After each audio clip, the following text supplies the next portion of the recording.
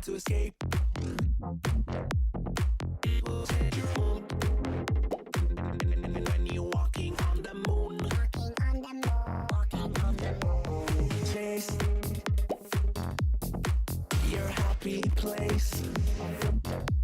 It will change your groove when you're dancing on the moon, dancing on the moon. When we dance again, all our trouble seems to fade away.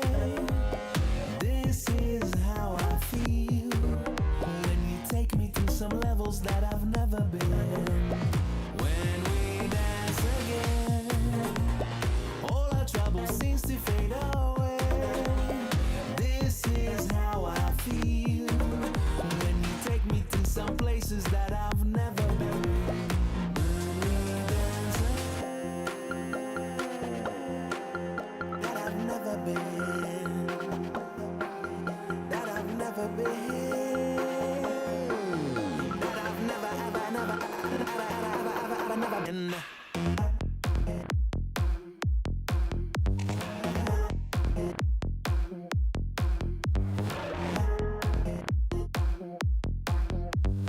Walking on the moon.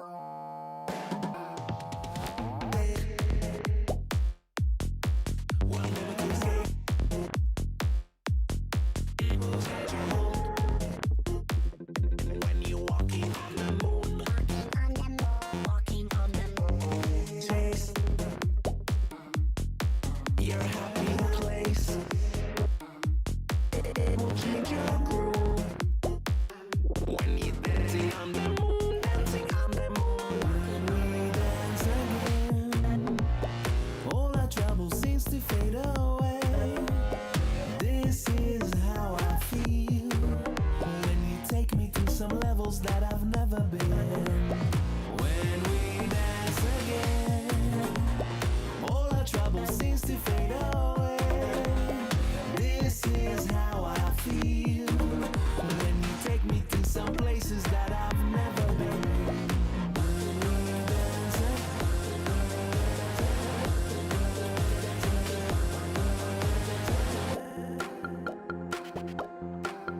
that I've never been, that I've never been, that I've never, ever, never, never been.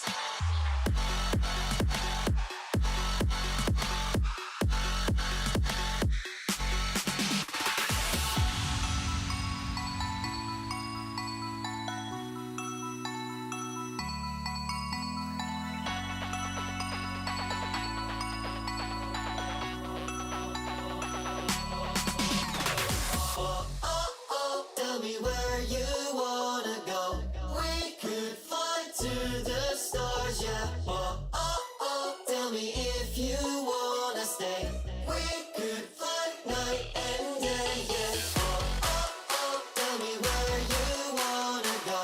We could fly to the stars, yeah. Oh, oh, oh, tell me if you wanna stay. We could fly, yeah.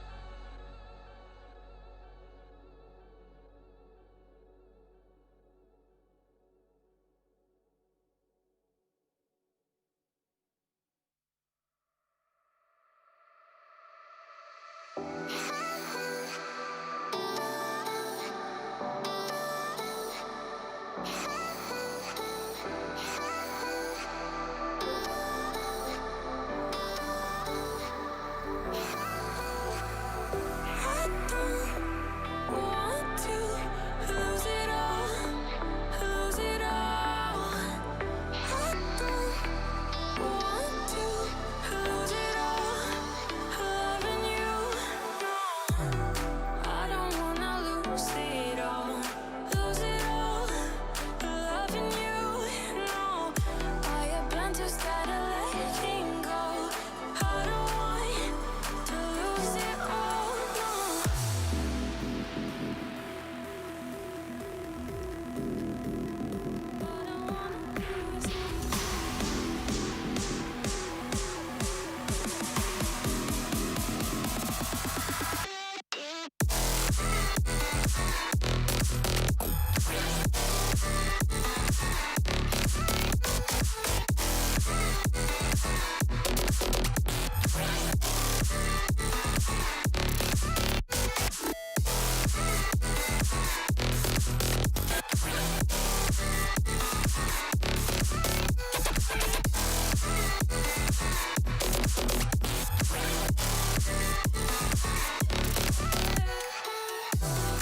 I don't wanna lose it all,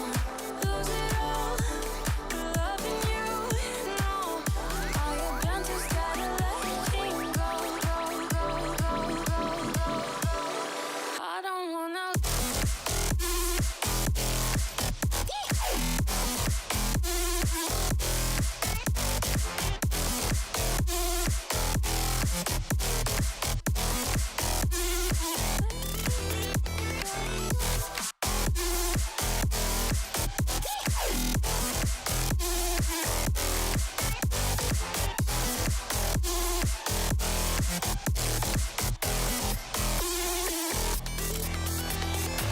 I don't want to lose it all, lose it all.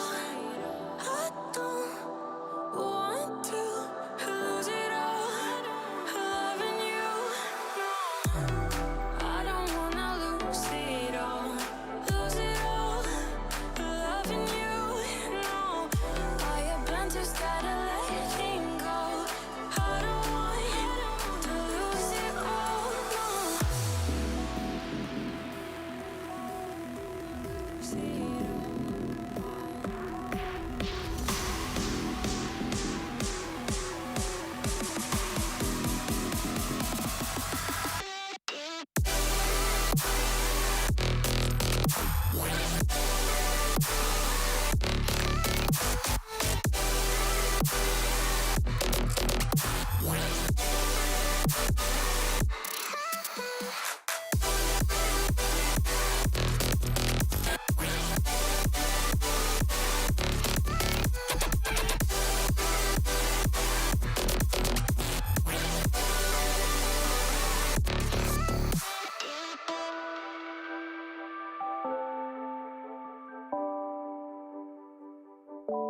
I don't wanna lose it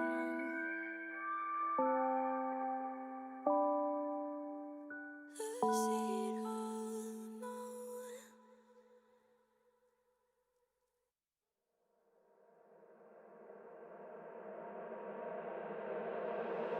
Solar eclipses.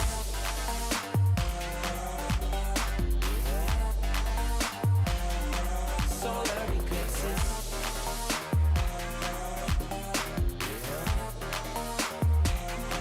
Solar eclipses. Caught up in your gravity, always end up lost in your wake. Intoxicated, maybe we can start again. Caught up in your gravity, always end up lost in your wake. Intoxicated, maybe we can start it. Maybe feeling strange, I could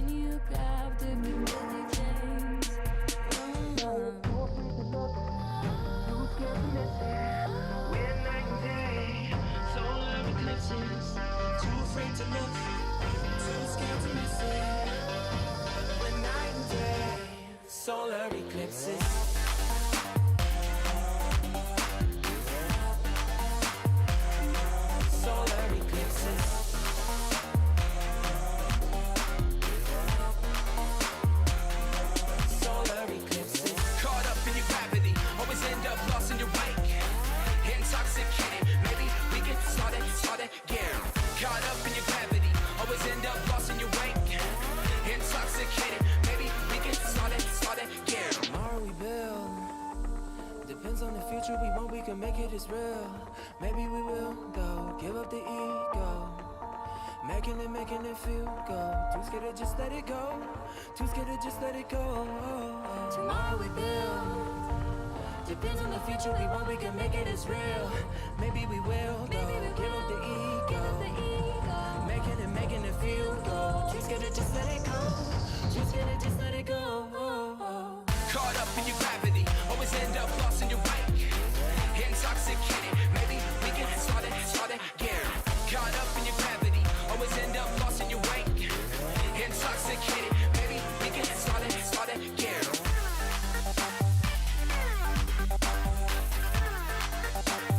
We can start again.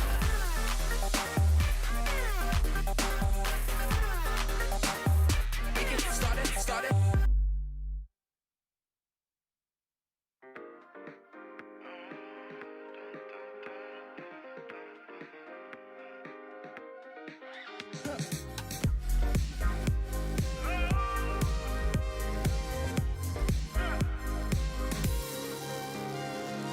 She found a way into my heart. Oh, she don't make out, no, she make art. And I need a way to treat it, 'cause I keep getting high off of her. Off of her. I know that you'd be bad from the minute I saw you.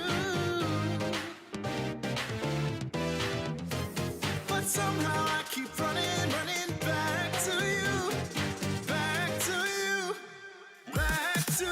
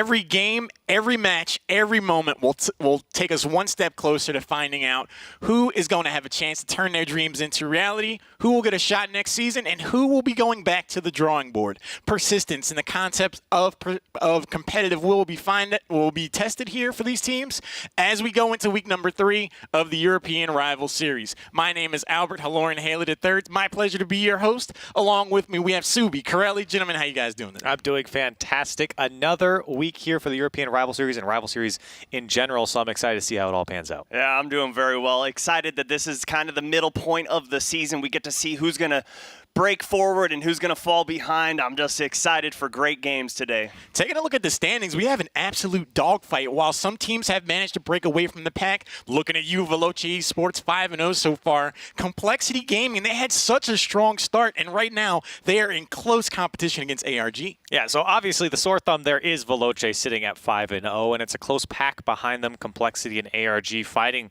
for that second spot. And really, Veloce has all but secured top 2 at this point. We'll see. That's yet to be seen here in upcoming games. But you see at the bottom of the pack, too, Xenomoon and Rideover sitting at 0-2. What does the future hold for them? Yeah, but realistically, 2 through 8 has the potential to get that second place spot.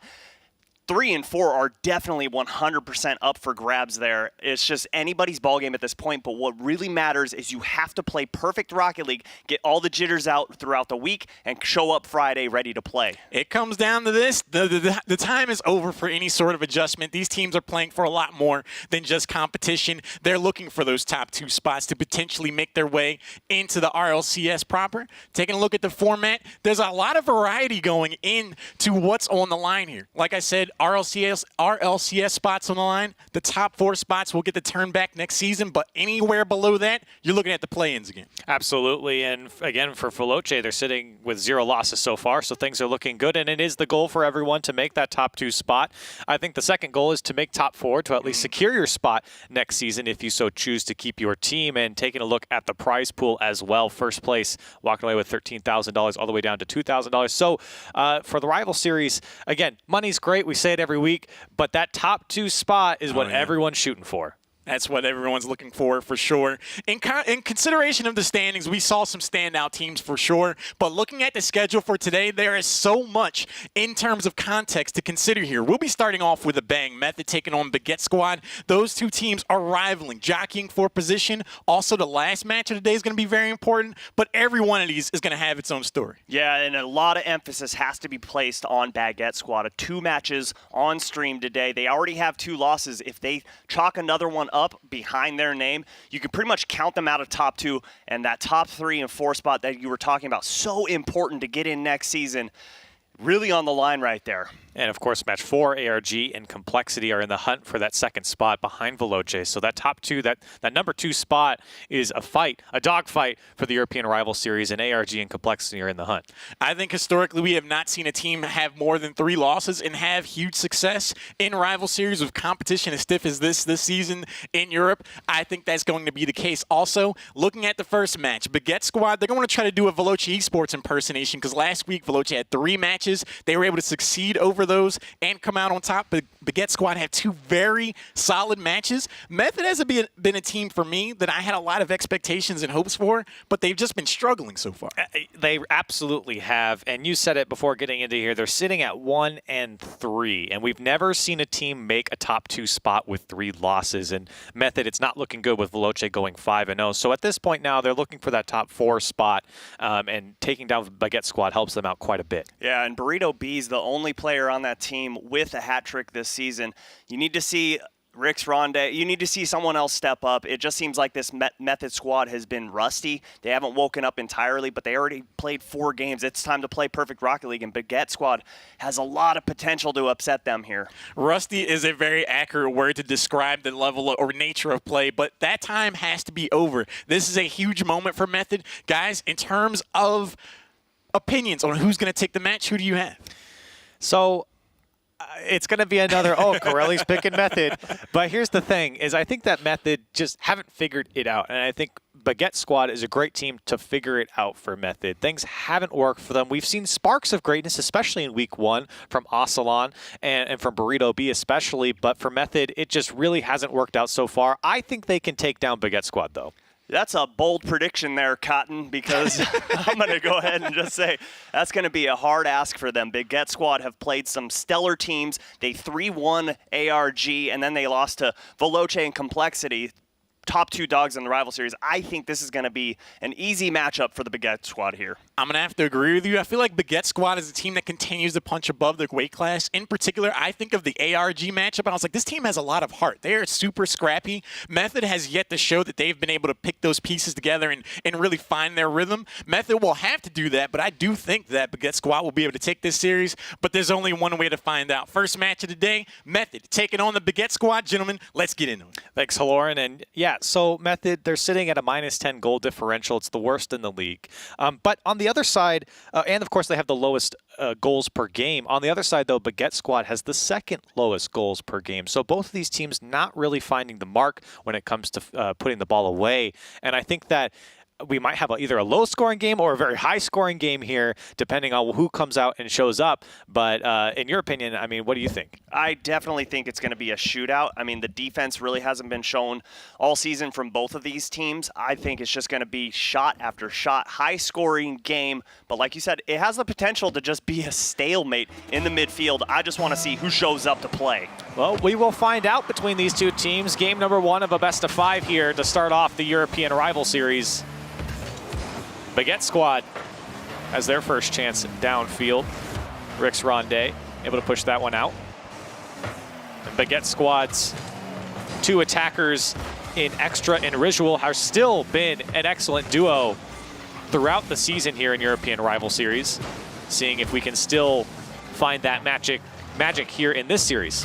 And that's exactly who I want to see show up. Rix Ronde just hit the ball, put it into the corner. He needs to show up. He's pretty low on the totem pole when it comes to players in the rival series performing. He needs to do something, whether it's bring out the goals, bring out the assists. Both are averaging about 0.35 a game. He needs to up that a ton.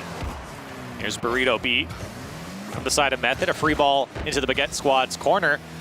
Ocelon turns away from it and lets a free clear come out for Extra. Now Risual trying to follow this one up. Pinches this one across the net for Method. Method just watches it go by. They're able to break out here. So a slow start for both teams in the first minute. You're seeing players and teams jockeying for position and not overcommitting too hard.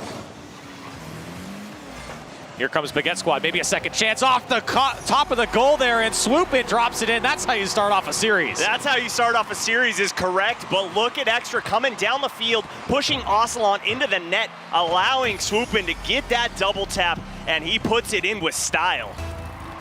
Things start off with a bang here. Swoopin finds the first goal for Baguette Squad. Method looking to respond here, a minute and a half in. Risual, time and space, lobs this one towards the net. Burrito B, easy save for him. Swoopin, a great pass out to Extra. Risual actually goes up for that one on the far side, can't get a hold of it. Rix Ronde on the breakaway. Everyone gets back for Baguette Squad, and Method, their attack slows down. Rix Ronde once again tries to beat the defender there at the top of the box, can't do so. Burrito B waiting patiently for his time to strike at the top.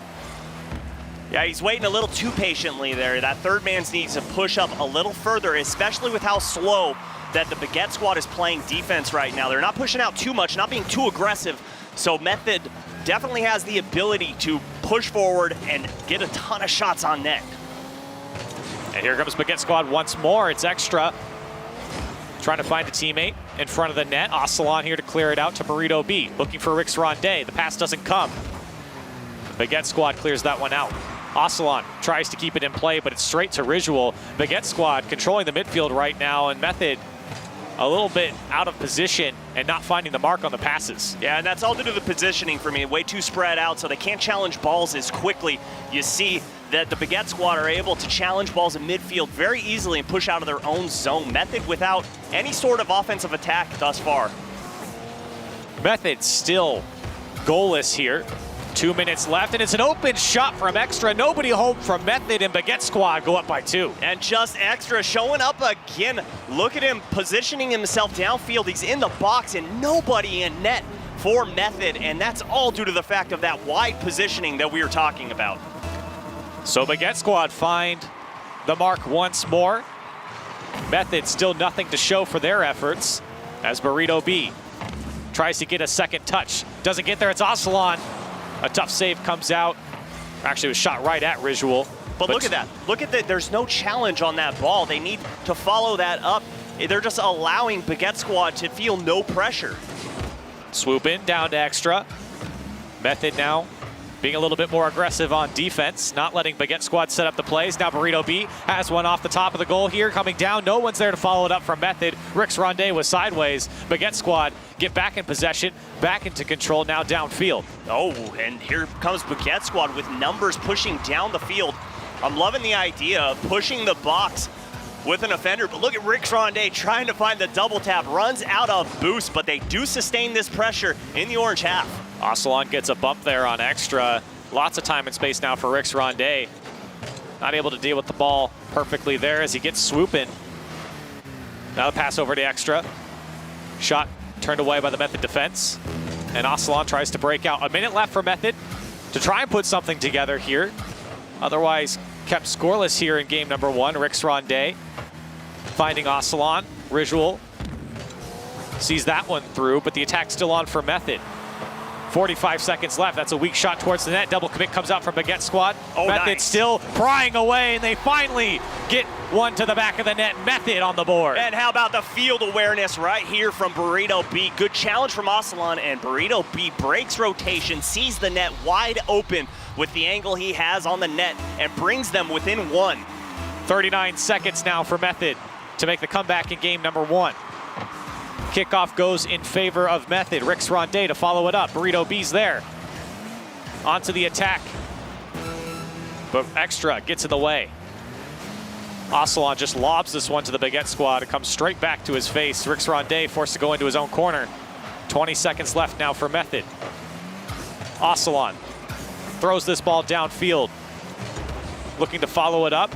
Has an opportunity here. He's got someone in the front of the box. The follow-up's there. Can they put it away? They can. It's Burrito B once more, and we're tied up with 9 seconds. And Burrito B with the ice water flowing through his veins. The great pass from Rix Ronde using the sidewall as an extra passer.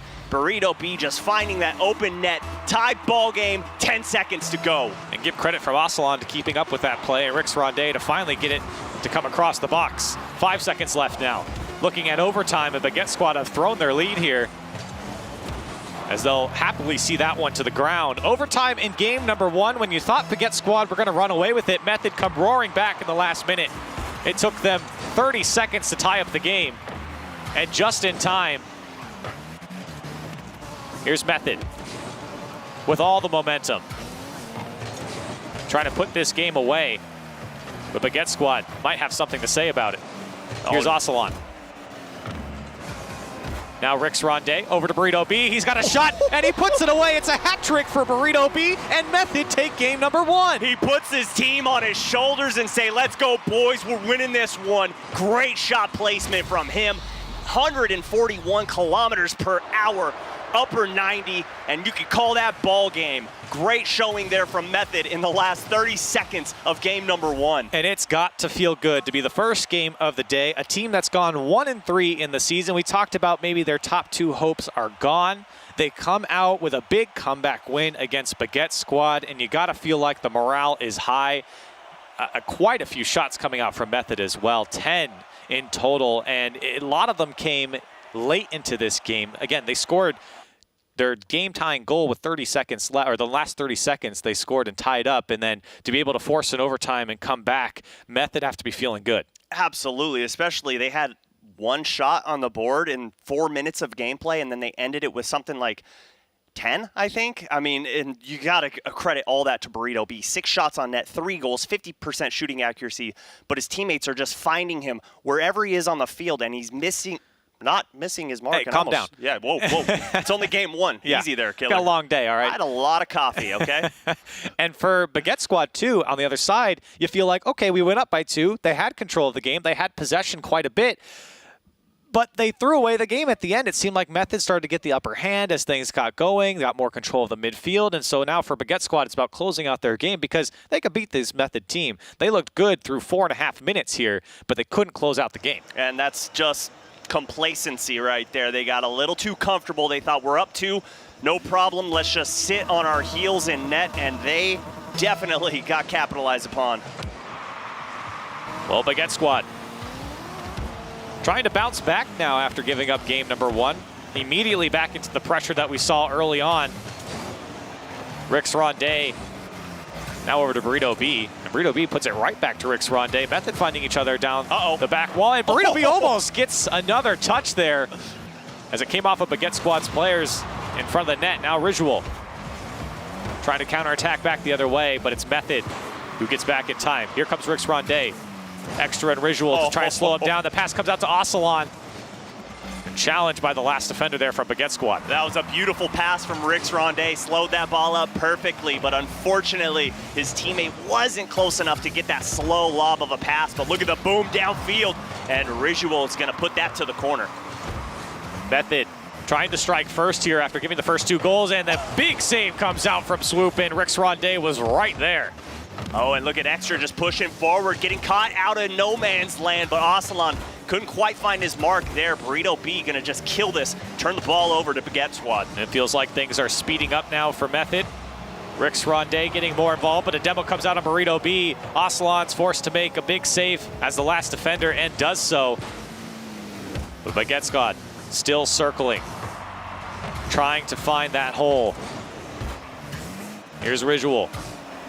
It's just a lob towards Ocelon and puts it towards his corner. He's got no boost left. Risual still forcing the play to happen. Baguette squad, everybody goes here. Burrito B tries to dribble this one out. Rix Ronde with no boost down the field. Burrito B once more has another opportunity. Ocelon's there. Baguette squad do get back in time.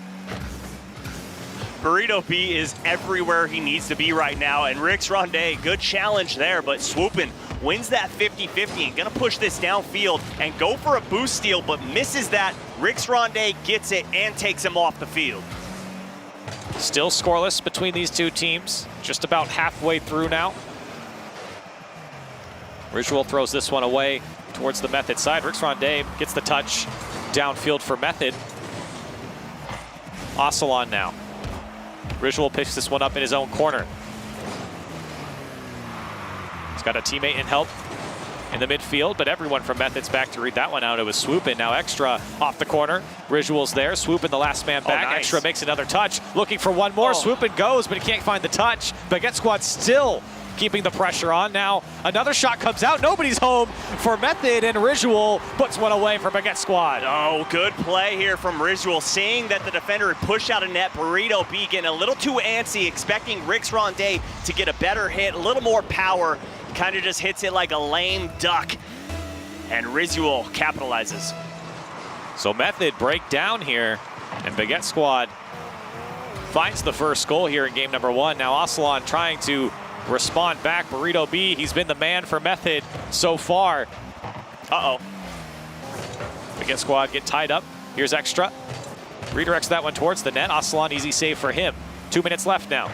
A shot off the back wall, second touch there from Extra. Baguette squad have just been owning the backside here of the Method goal, but still defenders rotating in now for Method.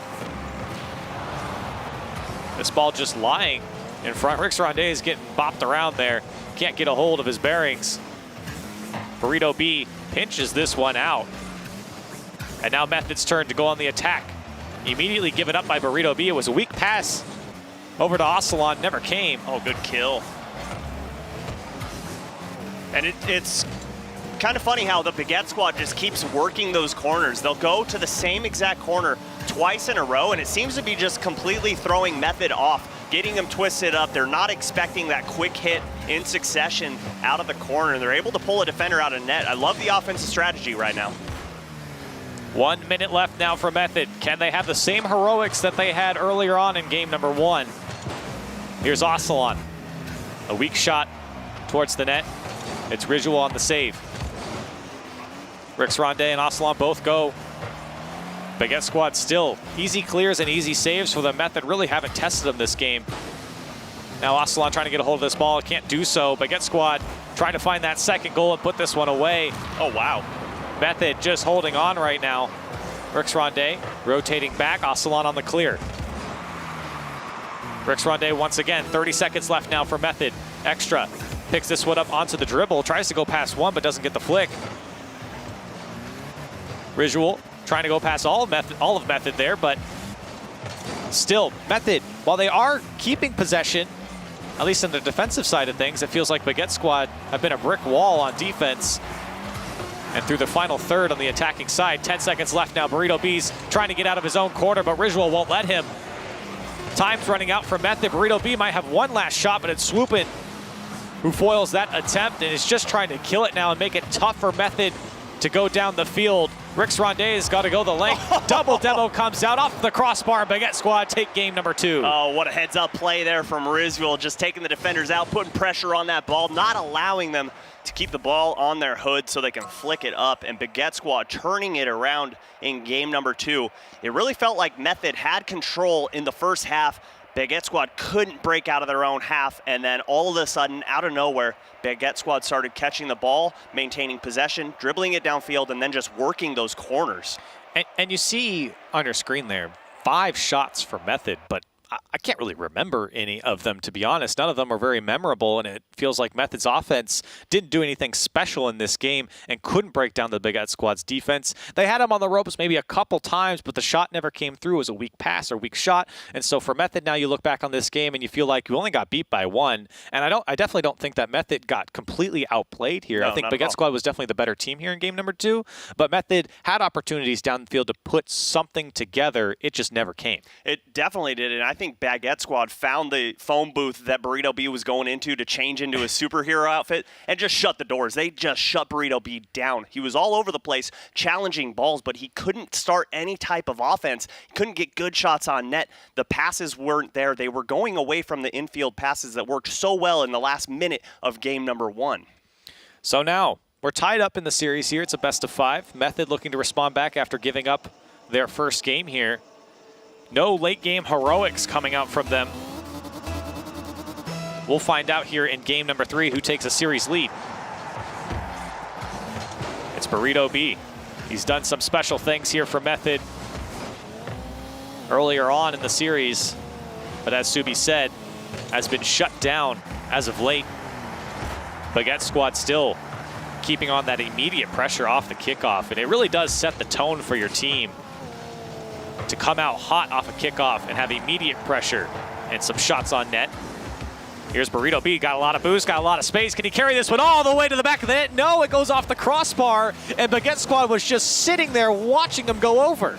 It's just like watching something fly over your head. You just get caught as a spectator, but Burrito B catches the defender swooping, spectating that shot, and capitalizes with the first goal of game number 3. Burrito B finally makes amends for just missing the air dribble across the field there. Nobody home for Baguette Squad, and for the first time, Method on the board. And what a way to do it. We talked about how it sets a tone for your team to come out hot. That's how you do it if you're Burrito B. Oh, and look at the pass from Rix Rondé. Fakes that shot. Good heads-up play to leave it for his teammate. Method, another scary opportunity if you're a Baguette Squad fan there. But they do make the save, and give credit to Baguette Squad. Their defense has been stellar here in this series. Visual, great control here by the wall. He's got options, one to the left, can't get there. Burrito B there to shut that down. This ball goes back to the Baguette Squad corner. Ocelon can't make the touch, so Extra able to carry this one out. Burrito B shuts it down. The pass goes straight out to Rix Rondé. The shot maybe comes, the demolition comes through, but Rix Rondé fakes it and can't push it onto target. Method, another opportunity to feel like what could have been there. Rix Rondé might have another chance here. Method just slowly moving down the field, and the chances are coming, but they just can't convert on the shot. Oh, good pass from Ocelon to see his teammate, but just a little too soft. And speaking of Ocelon, I think that could be the difference maker of the series if Method is going to win. Oh, and a big whiff on the board, but Rix Rondé misses, and Burrito B cleans it up, his second goal in game number 3. Well, I was about to say, for Method, if they missed this one, it would have been a demoralizer there as Rix Rondé puts it off the crossbar. Burrito B, he's been stellar all season, all season, but definitely in this series as well. He scored all of Method goals with that one. and Method take a 2-goal lead now. I think the answer for Baguette Squad is pretty clear. You shut down Burrito B, you shut down Method. Just about the halfway point now, and Baguette Squad have been very quiet here in Game 3. The pressure has been on from Method. Here's Ritual. Nobody there for Baguette Squad. Burrito B. Can't get a hold of the ball now. Rix Ronde goes past one. Actually gets past two here. It's the last defender for Baguette Squad that's got to go. Ocelon now trying to keep the attack on and can't do so. Burrito B into the corner and turned away by the defense. And halfway through this game, the Baguette Squad has still yet to even find a shot on net. This is Method's ball game, and the defense isn't there. Oh, he did it again. Once again, Rix Ronde off the crossbar. Just can't get over the ball. He's shooting it down, and that bounce comes through and off the crossbar twice now for Rix Ronde. They'll be happy to have a 2-goal lead. It could have been 4 at this point. Burrito B pops this one up. Nobody home from Method. Baguette Squad down the field. Can't get the touch. Swooping. I think Ocelon hit him a little there. Doesn't get there. Now Extra, a little bit of space there at the top of the box. A weak shot comes through. Swoopin still trying to keep this one on, met by Rix Ronde, and give credit to Method. Their defense has really picked up here in Game 3. They're shutting down the attack from Baguette Squad, and they're meeting it before the shots come through. And even when they do come through, Baguette Squad are having a hard time to find any power. Yeah, one shot so far, and you called it 0 power available to them. They're just controlling the midfield right now, not allowing the Baguette Squad to even break out of their own half. It just seems like the boost management on the side of Method is fantastic right now. 1 minute left now for Baguette Squad. And they are having some semblance of an attack there, but Method do break out. Burrito B waiting patiently to see what Extra does with this ball. Just pushes off the corner. Now Ritual looking across to Extra, but he wasn't ready for the pass. Still on the attack, a shot goes off. Burrito B's forced to make a tough save off his post. The follow-up's there. Baguette Squad still can't find the mark. And then they also double commit, just turning this ball over, and Ocelon poking that corner. Burrito B didn't have boosts, but the net was available to him, and Rix Ronde swoops in to again control midfield. Baguette Squad, time's running out here in Game 3. Really just looking to score with time left. Here's Ritual, maybe do it here for Baguette Squad. Method's defense stands strong. This ball goes back to the Baguette Squad side, and Method will be happy to see it go, as they will be taking game number 3 here with 1 second left and a series lead over Baguette Squad. 1 game away to improve the record now to 2-3 is Method, and things are looking up and up now. You talk about the first game comeback and how that was great for them. You look at game number 2 and say what could have been. Now game number 3, I feel like Method really executed on all the things that we talked about, and they come out with a 2-0 win.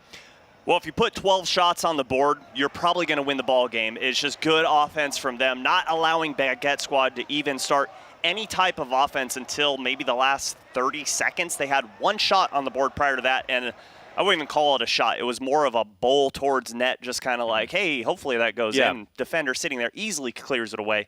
Baguette Squad just not looking up to par in this match, completely turned away every time they tried to push out. And it feels like what we've seen from Baguette Squad early on in games, that early pressure, that early aggression, the shots coming off, didn't come here in game number 3. And it feels like now for Baguette Squad, if they don't start like that, then it's a different team. It feels like the tone, the momentum is thrown off for Baguette Squad, and they can't really find any rhythm going into an attack. And that's really what we saw here against Method. And let's give credit to Method's defense. Definitely picked up, definitely a lot better. But this was a different Baguette Squad we saw in Game 3. Yeah, it's like they almost dig their own hole. Like they're down 1 goal early in the game.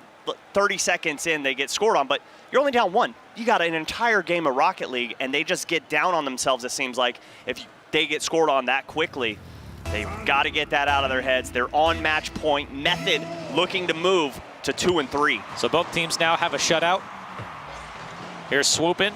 The follow-up's there. They put it away. This is what we're talking about, Subi. Baguette Squad get on the board first in the first 5 seconds. Oh, they needed this for their spirits so bad. A good tap off the crossbar there from Swoopin, and Extra comes in to clean it up. Method nowhere after that kickoff. So Baguette Squad back to business here after being shut out in the last game. They score in the first 5 seconds. Maybe looking to add another tally. Here's Swoopin, excuse me. Burrito B able to save that one away. Extra with no boost, trying to follow this one up. He does get there, but Risual gave up on the play. Now Method's turn. Rix Ronde finds the back wall. The follow-up's there, puts it away. It's Ocelon on the board for Method. And that's who I wanted to see step up. Ocelon not missing a step at all, just comes in, realizes that ball's going off the backboard. He's gonna go up just in case the two defenders miss. Exactly that happens, and this ball game's tied up within 30 seconds. So response comes from Method, and we're back to a 1-1 game. Just 30 seconds in here in game number 4. Rix Ronde trying to find his way out with no boost. It's Swoopin. And Baguette Squad moving downfield, looking for another goal. Looking to put on the pressure. Rix Ronde, maybe a second touch here. Does get it as it came off a swoop, and this one's gonna drop down, but nobody from Method there. Ocelon now. Oh, nice. Ducked away by Extra. Here's Swooping, can he get the touch? He does, but it's a tough follow-up for Baguette Squad. Risual says to back off, and everyone from Baguette Squad gets out. I'm loving the angles we're seeing from Rix Ronde on his challenges. He's putting himself in smart positioning, and there he is, knocking that one under the crossbar. Rix Ronde finally getting on the board, his first goal of the series, and it's a great pass out from Burrito B. Swoopin, he jumped straight up instead of at the ball immediately. It's what leaves that space and time for Rix Ronde to come through and Method take the lead. But as I was saying, his challenges are what's creating this offense. He's putting himself in a position to where when he hits that ball, it's gonna push out of their zone. Smart 50-50s on his part. So Baguette Squad trying to respond back now. Extra does get the clear, but it's straight to Ocelon. Method seeing more and more good things from this team as the series goes on. Ocelon passes out to Rix Ronde, but it's just past him. Burrito B can't get the shot, it goes wide. And Method, another opportunity foiled. Oh, they're gonna want that one back for sure. Rix Ronde pushed up a little too close to that box. The pass went just over his head, and now Baguette Squad are marching down the field looking for some type of offense. And a double commit is gonna lead to an easy clear for Burrito B. Baguette Squad a little overzealous on that attack. But to be fair, so was Method on their last attempt. Big clear comes out from Burrito B. And Method trying to find a third goal and go up by 2, give themselves that buffer, give themselves that cushion against this Baguette Squad. This ball pinches over to Rix Ronde. Now Risual finds Extra downfield to the Method corner, gets the second touch off the back wall. Swoopin's there. Rix Ronde turns that one out to the other side. Yeah, that was a good read. And nice shot there, getting two That's defenders up in the air. Swoopin puts it down. Oh. And what a save from Ocelon, pitching it out of that upper 90. And Swoopin looking for the corner there, but Method just barely able to make the save. Here comes Baguette Squad once more. Swoopin just wide of the post. And with 2 minutes left, Baguette Squad finally looking more and more dangerous here. Method giving up a lot more space in the midfield and a lot more time for this Baguette Squad team to put together an attack. Here's the pass out from Burrito B to Rix Ronde. Now, Ocelon to Burrito B, but the defense stands strong for Baguette Squad, and they're able to get out. I love the idea, though, from Method, just trying to change the pace of this game. You were starting to see Baguette Squad warming up, starting to march downfield, and a shot on net, a great save, put on the board by Swoopin, just saving their lives in game number 4. 4 saves have come out from Baguette Squad so far, and it's what's keeping them in this series. A minute and a half left, or just under. Baguette Squad are knocking on the door here. Method have got to be careful. Either find this next goal or start shutting down the attack from Baguette Squad. This ball's gonna drop straight down to Rix Ronde. It's a free shot for him, and Method take a 2-goal lead. And there's Rix Ronde to capitalize on the mistake, but Extra trying to feather the boost to get up to that ball. Should have just left it for a teammate. And Method with a 2-goal advantage, just about a minute to go. They just need to hold on. So after all the attempts from Baguette Squad, Method just needed one chance. And Baguette Squad actually answer back off the kickoff, so just 5 seconds later, they're able to get back to the point they were. That's exactly what they needed right here. Waste no time, bring it back within one. Now you have a minute to work with, plenty of time to try and find something, try and find some way to score a goal. Well, a good kickoff is something the Baguette Squad needs, and they've been doing it all series, but not this time. As they're forced to go to their own side, here's Extra. Straight down to Rix Ronde off the back wall of the Baguette Squad's side. The demo does come out on the last defender, but Method were already stopped up. Still the attack on. Method are happy just to keep this ball in the Baguette Squad's side and just play around with it if they can't score, but it's Extra now who breaks out. Swoopin'. Looking for this ball across. It's Ridgewell, can't get the touch. Rix Ronde back to the Baguette Squad side. Good this touch. one's gonna get a second touch. The follow-up's there from Oceania, but he can't put it away. Burrito B goes, so it's just Rix Ronde. He's got to slow this one up to let his teammates get back, and does so with no boost still going as Rix Ronde. They need to get out of their half. Burrito B keeping the pressure on for Method. Method looking to close out this series. Rix Ronde goes under one. It's swooping now. Maybe one last shot for Baguette Squad. It's turned away by Rix Ronde. They are just not letting Baguette Squad out. Everyone's spread out, and this ball might just drop. It does, and Method take down Baguette Squad in a 3-1 series. Just suffocating the defense. They're not allowing them to break out of their zone, and Method find their second win of the season, bringing them to 2-3 and dropping Baguette Squad to 1-3. Getting pretty close here in the rival series. Method making a strong case to find themselves in the top 4. And I want to go back to what I said in my prediction for Method. Not because I want to tell you that I'm right. Yeah. But more not so. Not to rub my face in it or anything. No, definitely not. But I do want to say that I feel like Method, this was closer to the Method that I expect to see. Absolutely. It wasn't perfect. It wasn't pretty. Rix Ronde hitting the crossbar a couple times. There was a few double commits. The defense looked a little shaky in the beginning, but it was closer to the Method that I want to see. And so far, I mean, taking down a Baguette Squad here and getting your second win of the season is a huge step for Method to secure top 4. I think you and all the other Method fans around the world were hoping to see this team perform like this week 1. Just took them a little while to wake up, but man, they looked really good. And being down 2 in game number 1 with 30 seconds to go, tying it up and then winning it overtime, that's huge for this series. That's good for their spirits, and they carried that momentum through. Just a good win for them. Baguette Squad failing in the end, just couldn't quite carry their offense through. And Baguette Squad now dropping down to 1-3. So their top 2 hopes are foiled. But if you're thinking about top 2, we got a team that can secure top 2 coming up. It's Veloce and ARG. Veloce looking to go 6-0 in the European Rival Series. It's up next. Stay with us.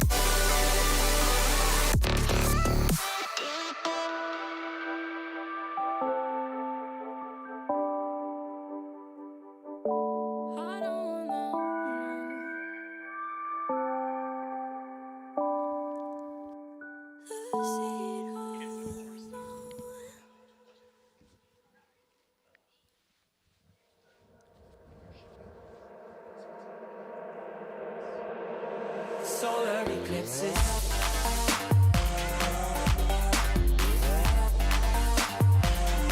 Solar eclipses.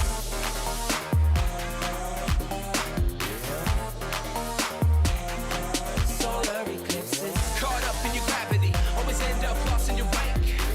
Intoxicated, maybe we can start it, yeah. Caught up in your gravity, always end up lost in your wake. Intoxicated, maybe we can start it. Maybe feelings change, I could be another. All the reasons why we've been separate ways. Feeling all alone in your company. Keeping you captive with deadly chains.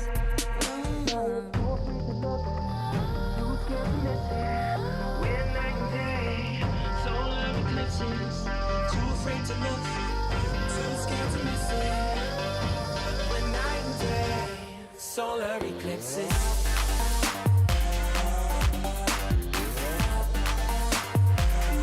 Solar eclipses.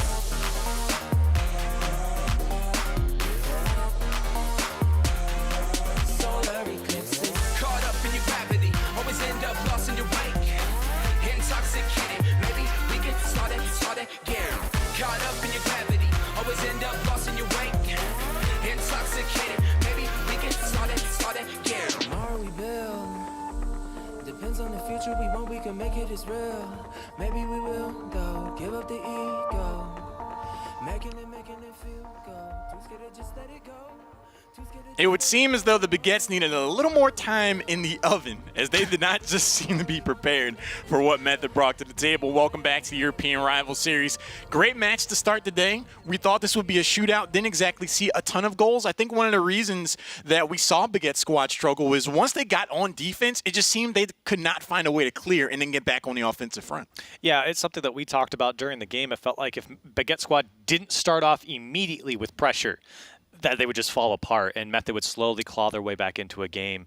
And that's exactly what happened. And you said it too. Not a high-scoring game. 2 shutouts here in a 4-game series. Yeah, and what was working for them was going into those corners and using the same corner twice, pulling out one defender, and it seems like they went away from that, tried to change things up a little too much. Stay with what works while it's working, and then once it stops, then go to something else. If it ain't broke, don't fix it. On the other side, though, Method, my question is, we saw a much stronger performance than we've seen out of them in the past, and they actually could have had a lot more goals if their accuracy was up a little bit. What do you guys think about their chances to make it in the top 4 if they play at this level and increase their accuracy? I think that today's a good indication that they are a top 4 rival series team.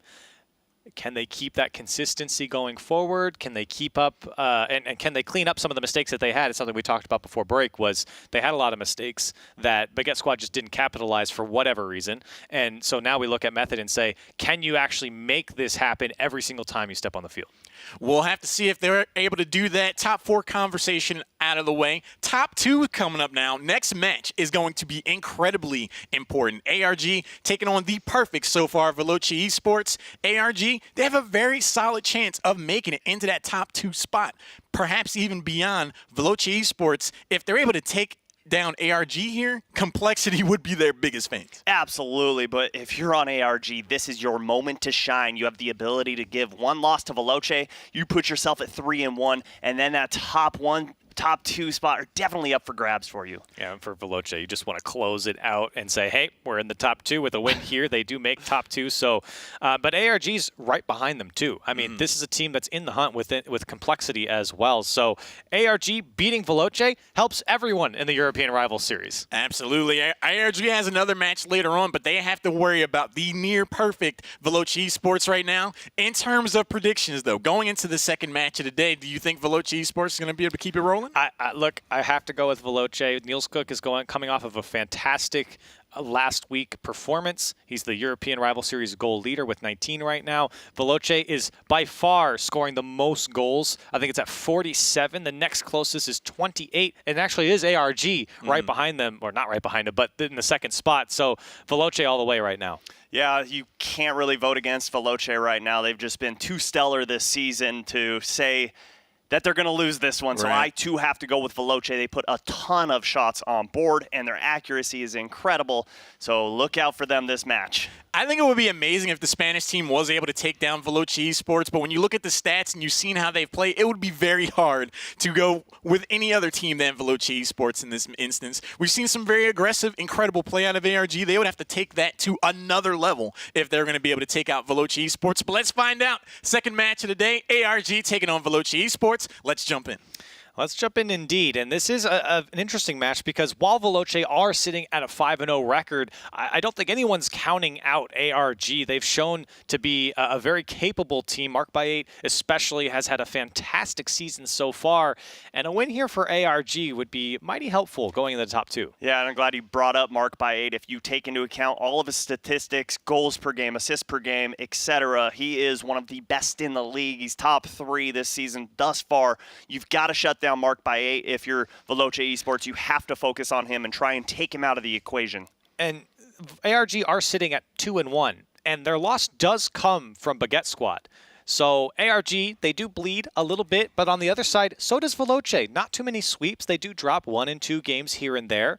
So Veloce, they're beatable. And they've gone to Game 5 a couple times now, and they've been able to clutch up, but being taken to Game 5 after Game 5, it means that you're giving up something to the other team. Yeah, taken to Game 5 by the Vikings and Method. 2 great teams. I mean, we just saw Method play. They looked phenomenal. They also go to overtime quite a bit, Veloce eSports. You got to take Freaky out, though. He's going to be on that back line. He has the most saves this season. He had the most saves last season. He is just a defensive guru. And while we're getting the players set up, let's take a look at the schedule one more time for the European Rival Series. We just saw Method and Baguette squad duke it out there in a 4-game series. Method now moving to 2 and 3. Baguette squad handed their 3rd loss. We're sitting here now with Veloce eSports and ARG. We talked about it. Veloce looking to secure their top 2 spot with this win over ARG. And then Baguette squad, they come back into it against the Ride-Overs, who have sat 0-2, and we don't really know what to think about Ride-Overs right now. So what are your thoughts on that one? Oh, geez. I mean, we talked about the teams 2 through 8 essentially have the ability to make top 4. The Ride-Overs definitely have that potential, but the play we've seen from them this season, it looked a little sloppy, like they aren't communicating as well as we'd want them to. They definitely need to work on that, but you've got some high caliber talent on that team, so I don't expect nothing but greatness from all of these teams, honestly. I want nothing but the best. And it is funny because we do talk about how 3 losses is a death sentence for any team in the Rival Series, but you know, we're seeing more and more teams now get to that 3-loss mark in the European Rival Series. So I guess if everyone's at 3 losses, then it makes it okay for that top 2 spot. But of course, you still have ARG sitting at 2-1, and they do look strong going into Veloce. And I don't think this is going to be an easy peasy match for either team here. No, it definitely won't be. This is going to be a true battle on the gridiron here, and it looks like we're hopefully getting the players in game. We've got a match on our hands. Veloce eSports going up against ARG. ARG trying to slay the Giants and open things up for the European division. And 2 players to watch on the Veloce side. Niels Cook, fantastic season so far. And on the other side for ARG, Mark by 8. He's been a monster on offense, 78 goal participation so far. And Veloce right off the bat. It's Niels Cook and Flames finding each other in game number 1. The first goal goes to Veloce. You blink and you're gonna miss it. Good push from Flame, but a better challenge on kickoff from Niels Cook, sending that on the wall. Love the aggression on kickoff that we do see from them time and time again. So ARG give up a quick goal in the first 3 seconds. Veloce have been scoring goal after goal. They've almost doubled ARG's goal count in the season so far. Here's Clayx, a weak shot towards Flame, easy save. Here's GCR. Finds Clayx once more, but Niels Cook able to find that one out. This one going towards the net. Mark by 8's got to go all the way to the line almost to get that one out. Here's Freaky and goes by 2, but just wide on the shot. Can't find the mark, and Veloce, or excuse me, ARG get away with one there. Yeah, couldn't quite cut that angle tight enough. But the pressure isn't over as Clayx gets denied. That ball is just sitting, floating, waiting, and Niels Cook is going to take advantage and put a shot on net, but Clayx comes in on the weak side. Already the pressure mounting for Veloce, and ARG just trying to hang on. Niels Cook ready to receive this ball with boost. Tries to get a second touch, but opts not to go as he sees a defender from ARG coming. Now Freaky back to Niels Cook. So pressure still in control here from Veloce. A shot, again, just wide of the mark. Niels Cook sees that one out to make the save tough, or the clear, excuse me, for ARG. Here's Freaky, another weak shot. ClayX now used all his boost, and he's got nothing in the tank. Mark by 8 is forced to go. ARG strapped for boost here. Here's Flame, but side flips. It does come down for him, so a missed opportunity there for Flame. And ARG finally slowly break out. Yeah, you can't blame Flame there, though. This is the highest level of competition you can pretty much get to. You don't expect whiffs like that. So he was trying to get back down in time, thinking he was out of position. But my, oh my, look at the aggression we're seeing from Veloce eSports. Still yet to see any type of offense from the side of ARG. ARG having some opportunity downfield, and they're attacking third. Veloce not panicking at all, though. Here's ClayX off the back wall, looking for a second touch. Used all his boost there once more. ARG still trying to keep this ball in. A lateral clear comes out from Flame, gives Mark by 8 a chance to come through. And who was sitting back there? None other than Freaky. He knows exactly when he's able to push out of the net, does so perfectly there, and gives his team the opportunity to control midfield. Something we mentioned last week, Freaky getting the job done on both sides of the field, making the saves and also being there to put away the shots. That dual threat is so valuable for Veloce. Here's a shot now from Mark by 8. Niels Cook trying to collect here, can't get it. Now Freaky onto the last defender of ARG. Can't catch up to the ball, so takes a shot. Niels Cook hunting. Now Flame. Freaky waiting in the backfield. Tries to go in. ARG able to get out. Yeah, rare mistake there. Rare double commit from the side of Veloce eSports. The communication wasn't quite there, but look at the beautiful pass from Flame. And once again, Freaky off his mark. His accuracy is starting to plague him. Let's see if that's going to be an issue moving forward. Mark by 8 tries to set up his team there, but Veloce, again, not panicking on defense, reads the play nicely. And 1-2 touches, Veloce get out of their own end, as opposed to ARG, who have struggled to get past the first and second defender from Veloce. Another weak clear comes out, shot comes through. This one popped up, it's Freaky, can he knock it down? It's on target, actually goes right off the crossbar. ARG couldn't make the contact to make the save, but still get out. And good communication there. Mark by 8 heard from ClayX that he was going up, decided to stay down. So when that ball got tapped down, he was able to clear that ball out. I love the field awareness that we're seeing from ARG right now. But Veloce eSports doing a great job of not allowing ARG to get too comfortable in this match. Big demo comes out. That one's on the line. It's bouncing in front of the net for ARG. Everyone's in front of it. Veloce hoping it drops. A scary moment for ARG, but once again, they do get out. And they're only down by 1. It takes one break, one good quality shot, or one defensive blunder for ARG to get back into game number 1. But Freaky trying to double their lead here. Flame now up to receive this one. Time to start having a little sense of urgency on the side of ARG. Only 20 seconds to go, and they still can't get out of their own half. It seems like Veloce just being the faster team, but as soon as I say ClayX shot just wide again, 10 seconds left, the pass across doesn't come through. Niels Cook gets in front of that one, Freaky on the pinch. 5 seconds left now for ARG. Can they go down the field and score? Couple passes come out. This could be it off the back wall. They need a follow-up, though, to keep this one alive into 0-second time. ARG looking to do the impossible here in game number 1. It's finally killed by Veloce. And sparks fly for ARG late into this game, but it's just not enough. Veloce take game number 1. Yeah, Mark by 8 and ClayX, the 2 rookies on ARG, unable to find a win in game number 1, and it definitely felt like it took them quite a bit of time to warm up. Veloce eSports not missing a step, though, in this match, and I think that's all to do with the fact of their communication, the trust that they have in one another, and their impressive ability to clear the ball in the defensive end. They're not just booming it downfield. They're looking at what's present on the field and placing the ball strategically. I think you're exactly right. That on top of the speed at which they play, it felt like ARG just couldn't pick up the pace to meet Veloce here. And so now for ARG, how do you meet that pace? And how do you get out of your own end? Because right now, Veloce just making life miserable for ARG. Well, you get a little duct tape, you put it over your right trigger, and just go. You can't be hesitant. You can't be too patient. You have to be able to think on the fly. Split decision. Yeah, you're rubbing off I on know, me I'm here. sorry, it's my fault. Split-second decision-making is very crucial against a team like Veloce because they already know what you're doing before you do. Yeah, and so picking up the pace here for ARG is huge. They've got to meet the pace of Veloce because a team that's gone 5-0, who's scored 40 or 50 goals in the season so far, is going to tear you apart. And while it was just a 1-0 win for Veloce, they were all over ARG, who just couldn't get out of their own end. So looking for changes from ARG here in game number 2. Veloce now do have a win on the board from game number 1. One thing ARG has in their corner is the ability to come back after a big loss and just turn it around completely, basically inverse the field and do what the team did to them. Well, we'll see if that's true. Couple misses come out. Mark by 8 goes.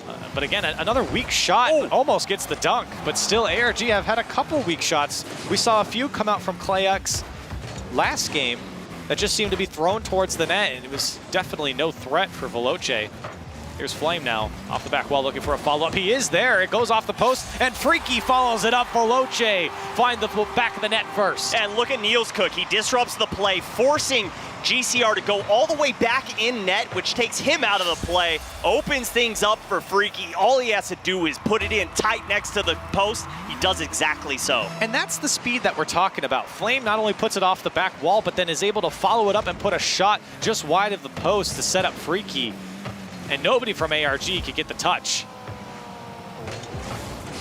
ARG, though, looking to respond back. Still have not scored in this series through 6 minutes of play between the two games. This one off the back wall.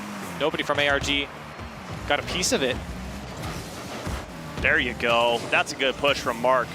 The passing play does come through. The combination downfield for ARG looks nice, but this ball given up. That one was almost on target. Freaky patiently waiting, tries to go over one, dunked away. GCR now on the attack, looking to respond early and not having to make these late game heroics that we've seen from the likes of Method and ARG late into game number 1 in 0-second time when it felt like their offense was at their best. It's going to be hard for ARG to score goals utilizing the backboard. Veloce is so notorious for having one up and able to cover the top half of the net. Here's Niels Cook. At Flame. And Flame is there to make the touch, but no follow-up from Veloce, so safe rotations coming out. Freaky went all the way back to his corner. Veloce knew that attack wasn't going to pan out. Here's a pass out to Mark by 8. Can he drop it down? He's the man that you want to be taking shots if you're ARG. Still can't find the mark. Yeah, Mark by 8's averaging just about 0.85 goals per game, and in the rival series, that is a ton. Just putting shot after shot on net and also finding his mark perfectly.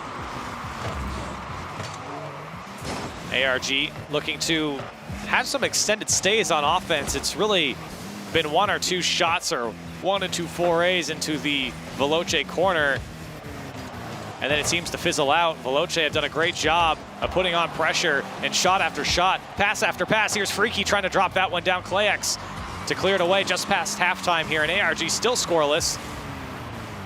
Niels Cook beats 2 there, and it's just Mark by 8. Now this ball just above the net there. ClayX trying to follow this one up, and that's a good read from him. Maybe an opportunity will open up for ARG here as they do catch out Veloce just a little bit. But everyone gets back. Niels Cook on the back post. And they all have boost back there. They're fine. No panic from Veloce here. Their boost management is just incredible, and that's what allows them to be such a great defensive team. No, they're just not panicking on defense either. They're not making any mistakes, and they're completely in sync right now on both sides of the field. Here's Freaky. Shot comes out, but easily saved by ARG. A minute and a half left now for ARG. Things have got to pick up for them. At least start creating some chances. They've done a good job of matching the pace at times from Veloce, but there's a floating ball at the top of the box that no one from ARG is up for. Yeah, no time to panic though, as you said. Plenty of time to work with, but ARG needs to start working with something, as just putting the ball, trying to poke it off that backboard has not worked at all. It's not gonna work ever against Veloce. The defense too organized from Veloce right now. There you go. Got numbers now. But with no boost, Mark by 8 tries to put this one across off the back wall, looking for a follow-up, but it goes back towards the midfield, and GCR forced to take it all the way back to his wall. But here comes Veloce, the shot. Whoa. Goes off of GCR and goes wide. 45 seconds left now for ARG. Veloce trying to find their second goal and make it that much harder for ARG to get back into it. GCR on the clear. Freaky does go, so maybe an opportunity now for ARG. ClayX down the line into the corner. Misses the touch, though, and Niels Cook turns that one away. Did he miss the touch, or was he aiming for Niels Cook to try and open up things on that corner wall? Either way, doesn't pan out for ARG. Now 15 seconds left. This one goes past Niels Cook. It's just Flame on the back line. Does make the save, does make the stop, and Veloce just seemed to be able to turn away everything from ARG. Maybe one last gasp of air here for ARG in game number 2. The shot does come through, but turned away. GCR with full boost here. Hold on a second. He might find the back wall. And ARG again in 0-second time might do the impossible. That one's going towards the Veloce net, but in the end it drops, and Veloce take another 1-0 lead and a 1-0 victory. Hey, do whatever it takes to get that W. They do exactly so. And scoring goals in the first minute of play is huge for Veloce. They're able to rely on their defense, not panic, say, hey, we've got the lead. We don't need to do anything crazy. We don't need to do anything flashy. Let's make ARG do all the work. And so far, ARG hasn't clocked in.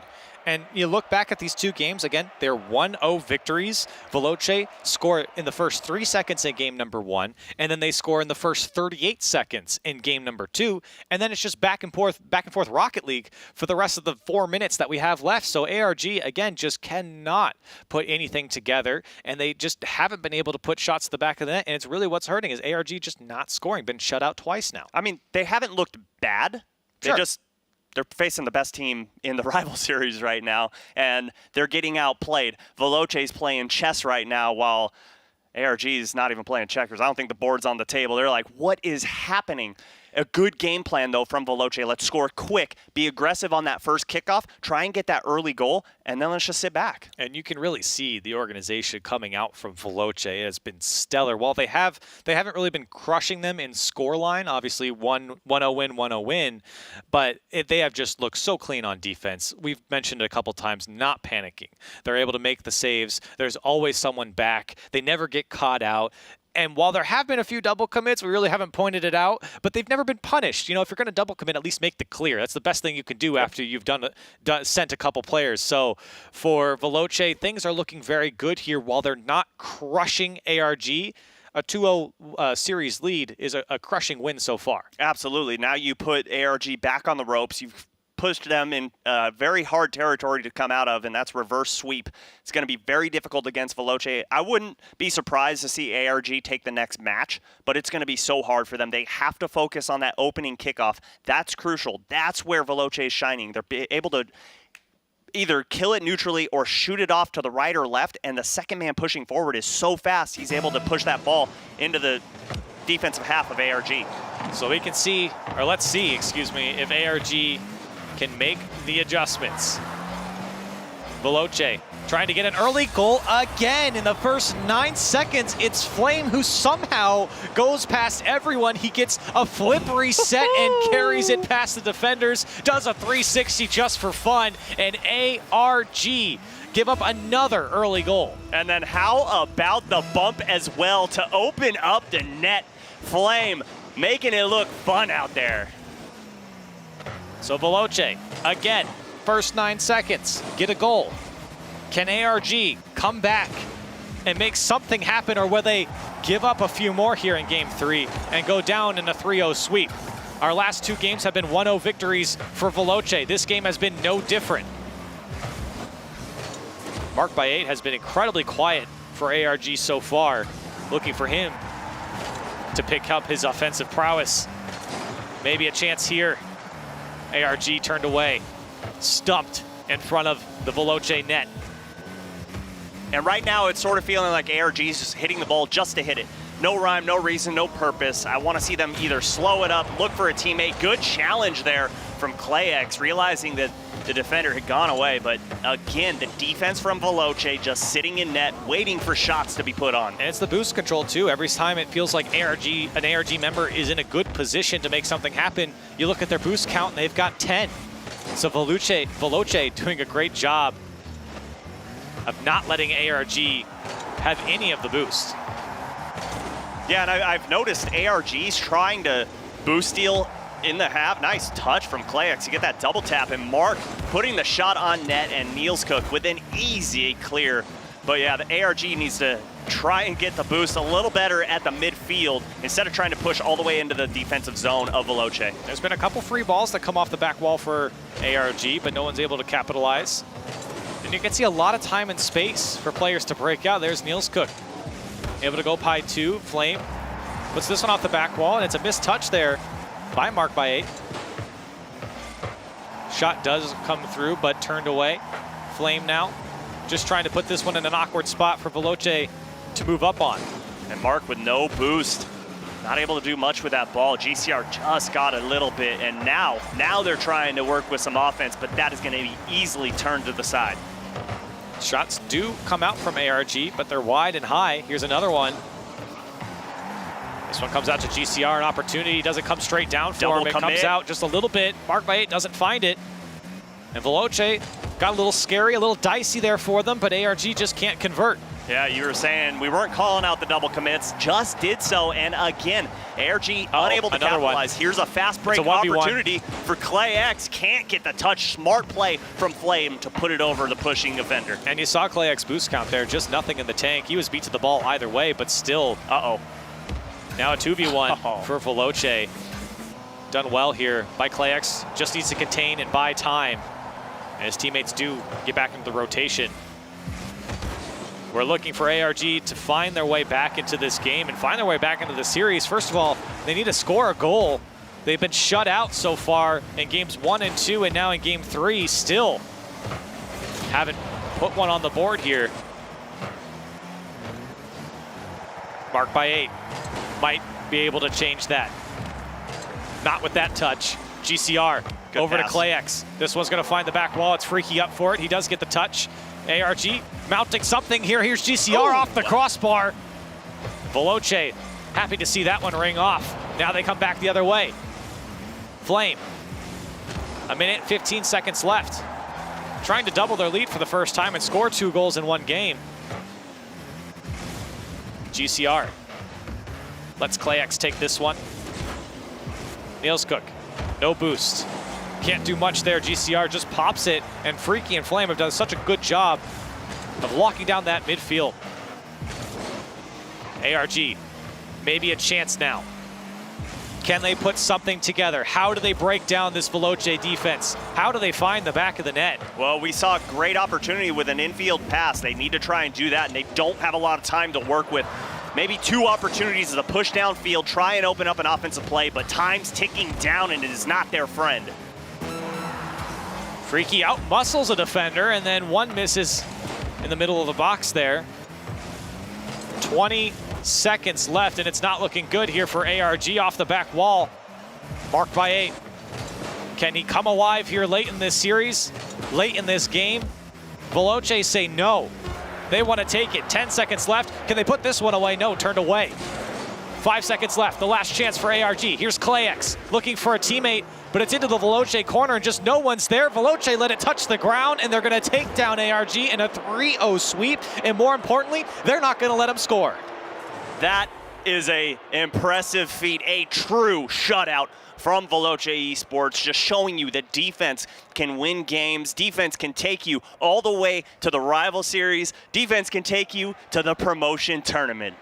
And yeah, and you said it, with that win, Veloce do secure a top 2 spot. They're 6-0 now. They have 1 game left, and so Veloce feeling pretty good about themselves, and with that performance against ARG, they got to be feeling good about going into their last week and then looking forward ahead to the promotion relegation tournament, who of course they don't really know who they're going to be playing yet, but they can feel happy so far, undefeated in the European rival series. So far so good for Veloce, and now for ARG, They get their second loss. Things are not all doom and gloom for them because they don't have that magical 3 number in the loss column, but they do get closer, and this was not a good performance by ARG. Sure, were they 1-0 losses against the best team in the European Rival Series? Okay, but you didn't score. You had 3 games, 15 minutes of Rocket League, and you don't score. And that's really a teller about this series for ARG. There was just no offense. It just was. Said it before, they were just hitting the ball with no purpose. You saw a ton of clears going all the way downfield. That's going to be easy for Veloce to deal with. They can see that coming. They know what's coming. They could read every passing play you're trying to do because it's going downfield. You're pushing it downfield. Go laterally. Try and do an infield passing play. Might work a little better for you, but congratulations to Veloce eSports on making it to top 2. I'm excited to see what they can do against an RLCS team, but ARG, a little bit to work on. Yep. Coming further. Things to work on for ARG, but we're not done with the European Rival Series just yet. It's Baguette Squad and the Ride-Overs, a match you don't want to miss. Coming up next, stay with us.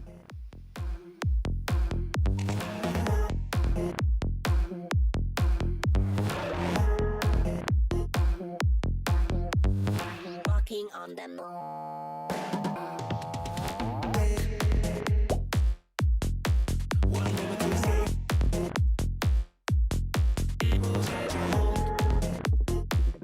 When you're walking on the moon, Walking on the moon. taste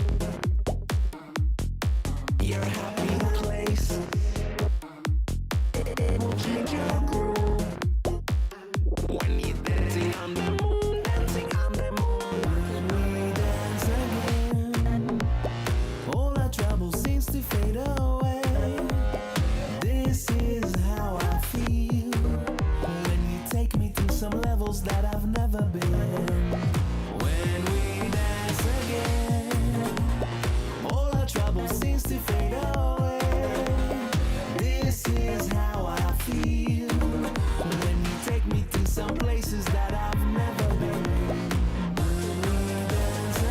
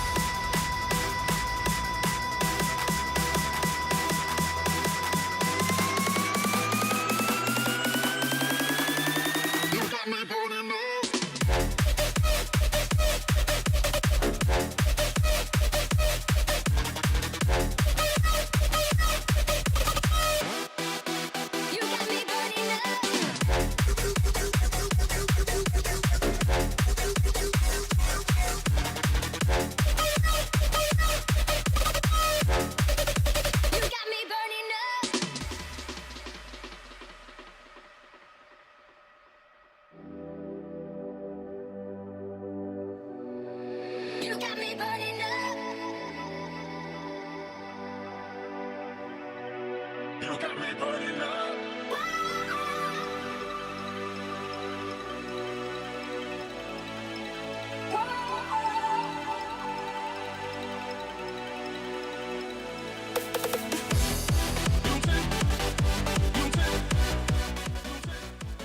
Welcome back to European Rival Series. Veloce eSports are able to maintain their perfect win streak so far, taking down ARG. I'm Haloran, joined now on the desk here by Stack Squid. Guys, that was an insane match. It was rather insane, and I actually rather enjoyed that one personally. It was a good match as far as I was concerned. ARG obviously came out on the bottom, but that's just the way it happens sometimes. Yeah, and it's a match that ARG is going to want to forget. I mean, this really was their test to see, okay, can you compete with the best teams in the league? You've played all the kind of the middle of the pack. You know, they've got Veloce today, they've got Complexity later. They did not handle Veloce at all, and I think it's a testament to what Veloce really brings to this league. They proved why they are by far the best team in the league.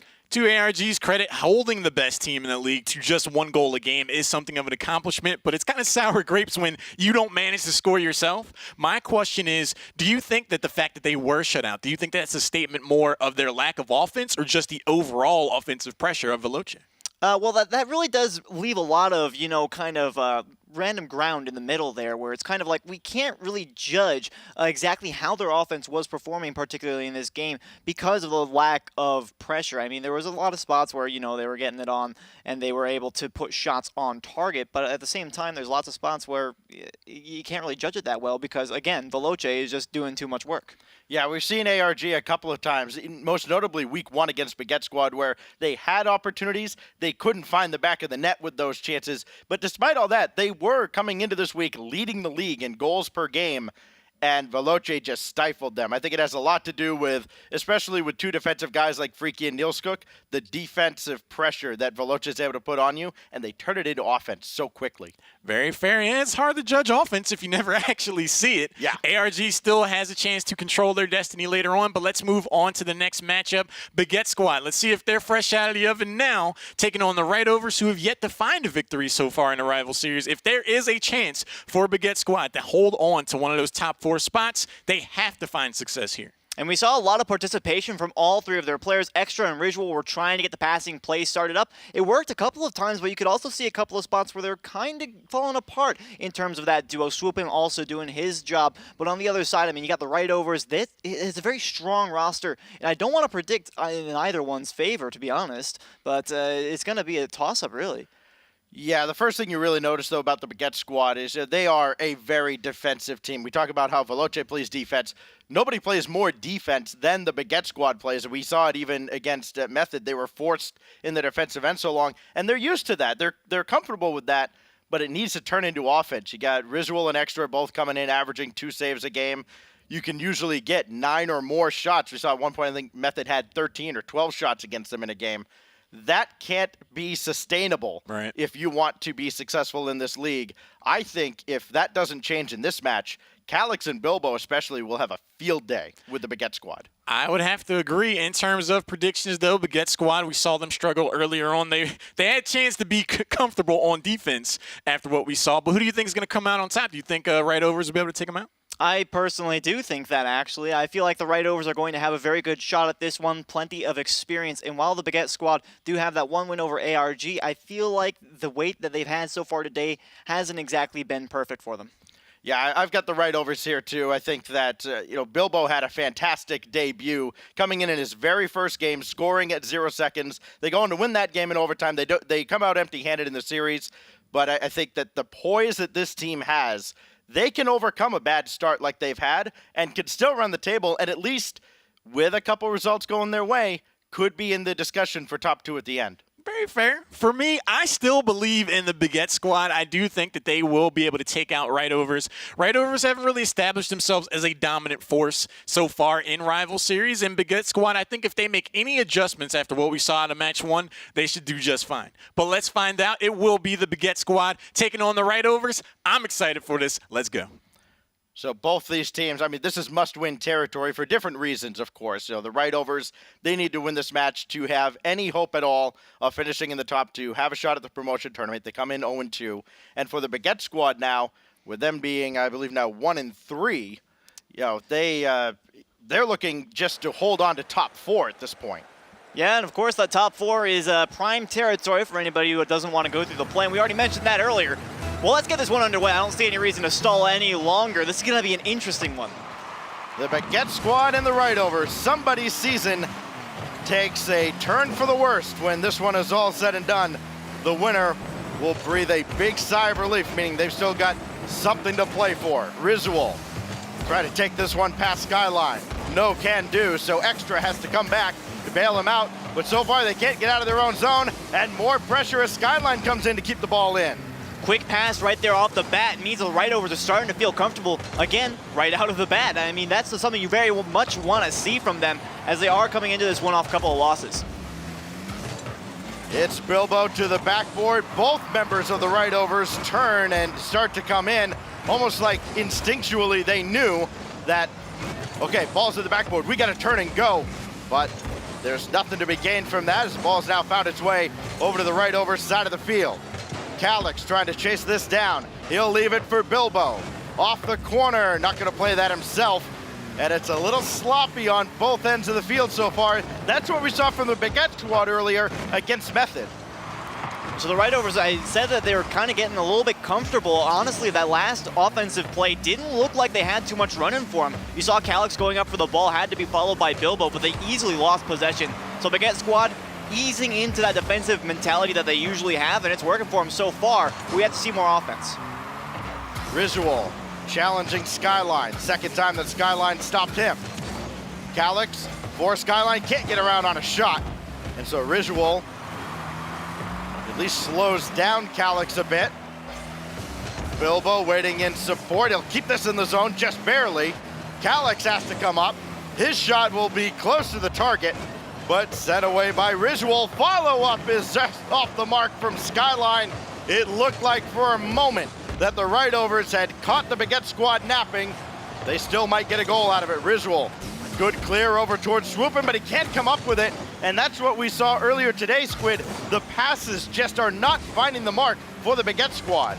Yeah, I noticed a couple of tries earlier on as well, trying to transition out of their own end. This one's going to be a little bit awkward. Calix is going to have a gap and he easily puts that one in for the first goal. Yeah, Calix just right place, right time here. Skyline doing all he can. I think he realizes he wasn't going to get to this ball first, so he angles his car enough so that he's able to send that off to the ceiling. That clear goes nowhere. Calix there to clean it up on the doorstep. And now the right overs have the lead at the halfway mark. They need to expand on it, though. Scoring was not their strong suit last week, and Risual gets them right back on the kickoff. Getting these kickoff goals is always satisfying. Getting it off a play from Skyline, even more so. Great cutoff by Risual, trying to get in the way of that passing lane, able to put the shot on target. And that's got to feel good for the Baguette squad, because getting down that one goal after playing a very defensive first series of the day has got to give you that little bit of morale back. So now Bilbo lobbing one downfield. Right overs trying to get back on track. Bilbo to the backboard. Skyline thought about it, but he wait for Extra's clear. And now it's Calix battling Swoopin. A good clear by Swoopin to get that out of harm's way for the moment. Now Risual going to be called on. Had to avoid Bilbo, and instead it's Extra who makes the clear.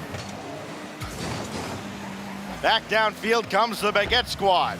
This will kick out for Swoopin. He's first to it, and it's sent away by Skyline.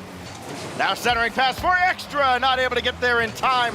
His shot drifts just wide, and the right overs, they will wipe the sweat off their forehead. They know they got away with one, but not two. Swoopin right in the middle. Great pass from Risual, and honestly, looking at Extra and Risual, it's great. They're starting up these passing plays. We mentioned earlier that they haven't had much success, but getting that first one in the midfield allowed them that little bit of mentality that, hey, we can start doing something with this. We can work with this. We can make this what we want it to be, and they were able to do exactly that. They have the lead with 1:45. Bilbo needs a big clear here. Instead, he hit the ceiling. Swoopin trying to weave his way around.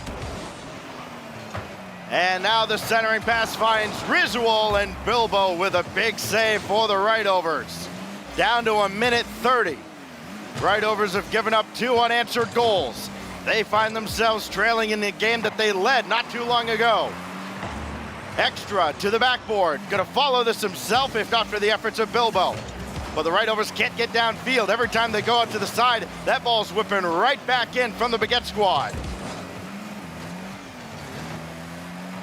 Swooping with a full tank out of his own corner. Misplayed that ball a little bit. Here comes Bilbo. He had an equalizer at 0 last week, but he can't score here.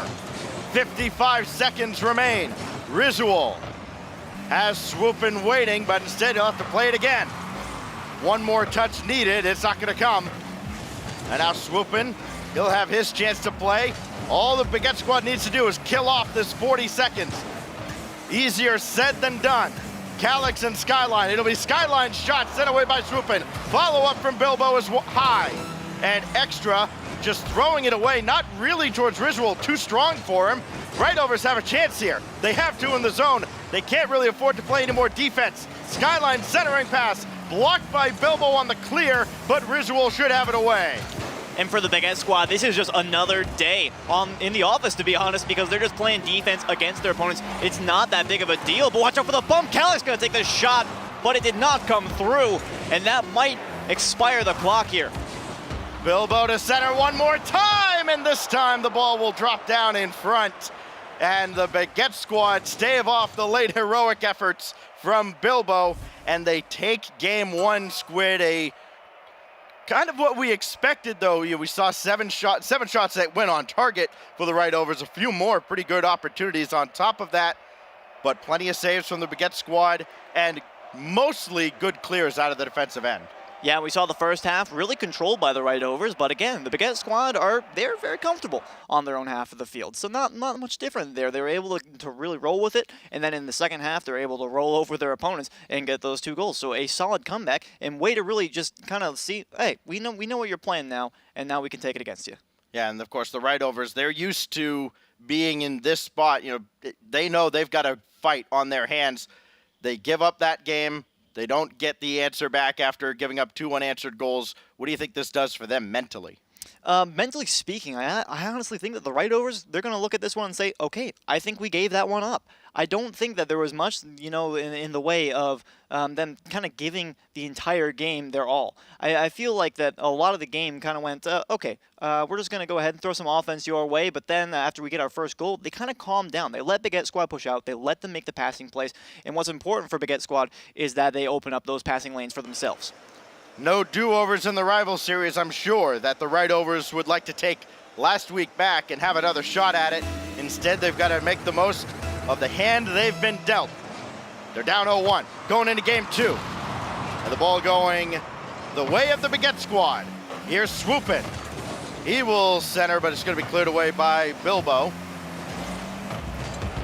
And Swoopin will get this in front. Nobody at the net initially. Calyx strafing across to make the save. He needed to because Skyline was in trouble. Bilbo makes this save, and now Skyline's taken out of the play by Risual. Bilbo, flick over Extra, not able to get in Swoopin's way. Calyx's shot, stopped by Risual. And again, the defense of the Baguette squad standing tall. Risual, he'll float one in. Bilbo can't clear it away, but his second effort does. And the right over's not able to get downfield because Calyx is beaten by Risual. He jams that in front, and Extra knocks it off of Risual. Might as well give the goal to Extra, though he did most of the work after Risual set him up. Yeah, great 50-50 here. I mean, Risual, he just got the goal for free on that one right on the goal line there, but making that 50-50 was so important to kill it in front of that, and baiting out 2 defenders did a massive amount of work on that one, but watch out for Bilbo on the kickoff. Shot right into the body of Extra. And now Extra quickly downfield, giving a little cursory pressure to Calyx. Bilbo flicking one on, and it's going to be set away as Risual has the full tank of boost in midfield, but because he went for that, was not able to correct himself and go for the ball. Calyx to set up. Bilbo has the whole net to shoot at, and Extra slammed the door on him. Baguette squad's so strong on defense, but when you're not picking the right spot, it's going to be a massive issue. Calyx will find the right spot this time around. But when you have an open backward like that, you absolutely have to make the play. Calyx getting both goals so far for the right overs, and really both cases scoring on rebound opportunities, both set up by Skyline. We are right back to square one with 3:39 to go. Extra. He's going to take this himself and runs right through Skyline. What can Calix do? He got around one. Bilbo will have to give way to Calix. Can he add another? No, that's going to scream way out across the field. Skyline will try to center here. He's met by Extra. Extra might have also got a piece of him on that play. And Bilbo will try to clear it away for the Right-Overs. Both these teams, again, fighting for survival in the rival series here, fighting for a chance, if not at the top two in the case of the Baguette squad, trying to hold their spot for next season by finishing in the upper four. Here's Skyline over swooping. There's Bilbo met by Extra. Calix started to come up. That's a mistake, and Risual makes him pay for it. And nobody on the back half for the Right-Overs. This made such an easy play for Risual. Again, just cutting off the passing lane. Albeit a bit of a weird passing lane, I will admit. Risual did a good job of being there, and the Right-Overs getting a little bit caught out on the other end. I mentioned how they were a little bit slow in the latter half of game number one, but I don't want to see them pushing everyone onto the offense. And so, just like in game one, a 2-1 scoreline in favor of the Baguette squad. And they combine for a save here. Swoopin credited with the save. Now here's Bilbo. He's got Calix over there, and City takes the shot. And it's sent away by Risual. Both defenders from the Baguette squad having to scramble across the net. Also having to contend with interference efforts from Calix on the play. Now Calix will try to play some defense of his own. Instead, bailed out by Skyline. Extra can't stop Skyline from getting downfield. Now Bilbo, I think he thought there was going to be a challenge there, so he went for the block. Instead, he just looks foolish going all the way to the opposite end of the field. And here comes the Baguette squad looking for yet another goal. Yeah, some self-mind games right there, and that kind of plays into the mentality of the Right-Overs. They were kind of favorites moving into this one. I predicted for them personally, but Baguette squad are matching them pace for pace right now, and it feels like the Right-Overs are getting a little bit in their own heads about this game. They still have 100 seconds to try and find an equalizer. Anybody who saw them last week knows they're never really out of a game. Skyline and Bilbo will combine to get this ball downfield. Bilbo stuck without boost. He'll have to get back downfield. Risual just there ahead of Skyline. Loose ball, swooping a little late to it. Still able to stop what was a shot effort from Bilbo from way out front. But now Calix able to get by Extra.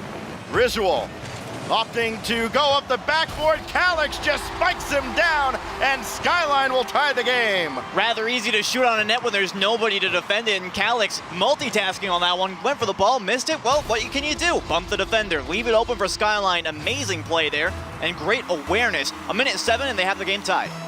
A little bit like whack-a-mole there on the backboard, and that is how the Right-Overs tie up game two. Risual to the ceiling. Bilbo calmly clears it away. Now Extra. Swoop it. Neither of them can get this. Nobody's home. Bilbo has an empty net. The Right-Overs have the lead. And a great beat here from Skyline in the midfield. Absolutely crucial for this play to work out. Good 50-50 from Bilbo as well, just to get it up to him, and he's there to finish it off as well. Just an overall quality play from the Right-Overs to have the lead here in the 49 seconds. And I mentioned earlier, the mentality, it's been kind of rough on them these past couple of games, but now they've got to have a good feeling about this. The team's leading scorer in Bilbo finally adds to this series. 9 goals on the season. Very early season for them, only their third match. That shot just barely wide. Now Skyline just popping one up. This could be trouble as Calix retreats and barely dumps it to the corner. Swooping, coming in, he hit the post. Risual wide of the other post. Baguette squad had 2 great opportunities. They can't convert, and Risual's shot, not nearly enough power on it. He'll get a do-over, but Bilbo's there to shut him down. Bilbo now with 10 seconds left, trying to kill this off, but Swoopin has the clear. 4 Extra with 5 to go. Big challenge by Calix as the Right-Overs try to tie this game, and they will unless the Baguette squad can go the length of the field. They will not. Skyline puts the dagger into the Baguette squad. Just a little bit of insurance in case Baguette squad thought they could come back in game 3 so easily, and a great finisher for a great game. The Right-Overs truly proving that they can manage getting back into the game. with this one, and very well done, I must say, in all aspects of the ball. They had one defensive overcommitment, but other than that, it seemed relatively controlled. The game was a lot more even this time, so it wasn't they just played offense and then they let their opponents play offense. It was more of a adaptive style, and that's what you really need if you want to perform at this level. Manage to outplay the Baguette squad this time around. 13 shots for the right overs, and that means, let's do caster math here, I believe an average now of 10 shots a game for the right overs in this series, 7 and 13 over these 2 games, and that's what we talked about for the Baguette squad. I can see you doing the math there, you're checking me, I like it, but yeah, I wouldn't trust me either. But for the Baguette squad, we talked about it not being sustainable, giving up so many high-quality chances in front of the net. They got away with it in game 1. Second time around, not so much. Yeah, I mean, they had more saves, but again, if you're giving away so many chances, then it's not going to make much of a difference how much defense you play. And in this scenario, again, I have to give props to the right overs. They were playing a lot more adaptively. They weren't just sticking to one style of play, and it worked out for them. I really feel like they're going to have a better head moving into game number 3. But for the Baguette squad, there's still less that they can do, and they're definitely not out of this by any means. Yeah, and really the problem that Baguette squad are facing now is the fact that Skyline's getting involved in the offense. We've talked so much about what he brings to this team that he's more of a defensive presence. He's there in case Bilbo and Calix mess up, which they have. They're not perfect by any means, but when he's getting involved in the scoring, 2 goals and a trio of assists so far in this series, then the right overs become much, much more dangerous. Skyline to send this to the backboard. Bilbo trying to race extra up the ladder. And Swoopin will try to clear this away. He cannot. Risual should leave this for extra. It's confusion at the back, and the Baguette squad are lucky that this game is still scoreless, but it may not be for long. Bilbo to the ceiling, and he could not do anything with it. And the important thing to note about that is we saw in the Baguette squad's first series of the day, they were having a little bit of confusion between Extra and Risual on terms of the offense. Now on the defensive side, maybe not the same story, but that's still going to play a little bit into their mentality. They got to get that together because they are really the star-striking duo. Skyline for Bilbo, and he's missed it entirely. So too did Risual. Swoopin', he has Extra in support. Can he get the ball over to him? No, he cannot. Can find Risual, and Skyline, not really much of a clear at all. Extra can follow this play up, goes underneath, but Calix is there for the backup. Swoopin', that'll be left for Risual. Got the demo on Skyline, loose in front, and Extra buries it. And again, a mind game from the Baguette squad. A great fake here from Risual. He might not have had the play that he wanted, but he sure got the defender on that one. Leaves it entirely open for Extra to make the play. Wonderfully done, and again, a lead for Baguette squad. They had this in the last game, though. Can they hold on to it? Baguette squad, they have keyed in on Skyline. I don't have the numbers. I'm pretty sure they've demoed him at least 3 times so far in this series. This time it leads to a goal. And now Bilbo, probably should have been looking for a Calix. He just threw it downfield to the corner, and the Baguette squad's able to intercept. Calix will find Bilbo. Skyline is also way down there, but Swoopin' will collect this ball, and he'll look to go underneath Calix, and a good defensive effort from the right overs.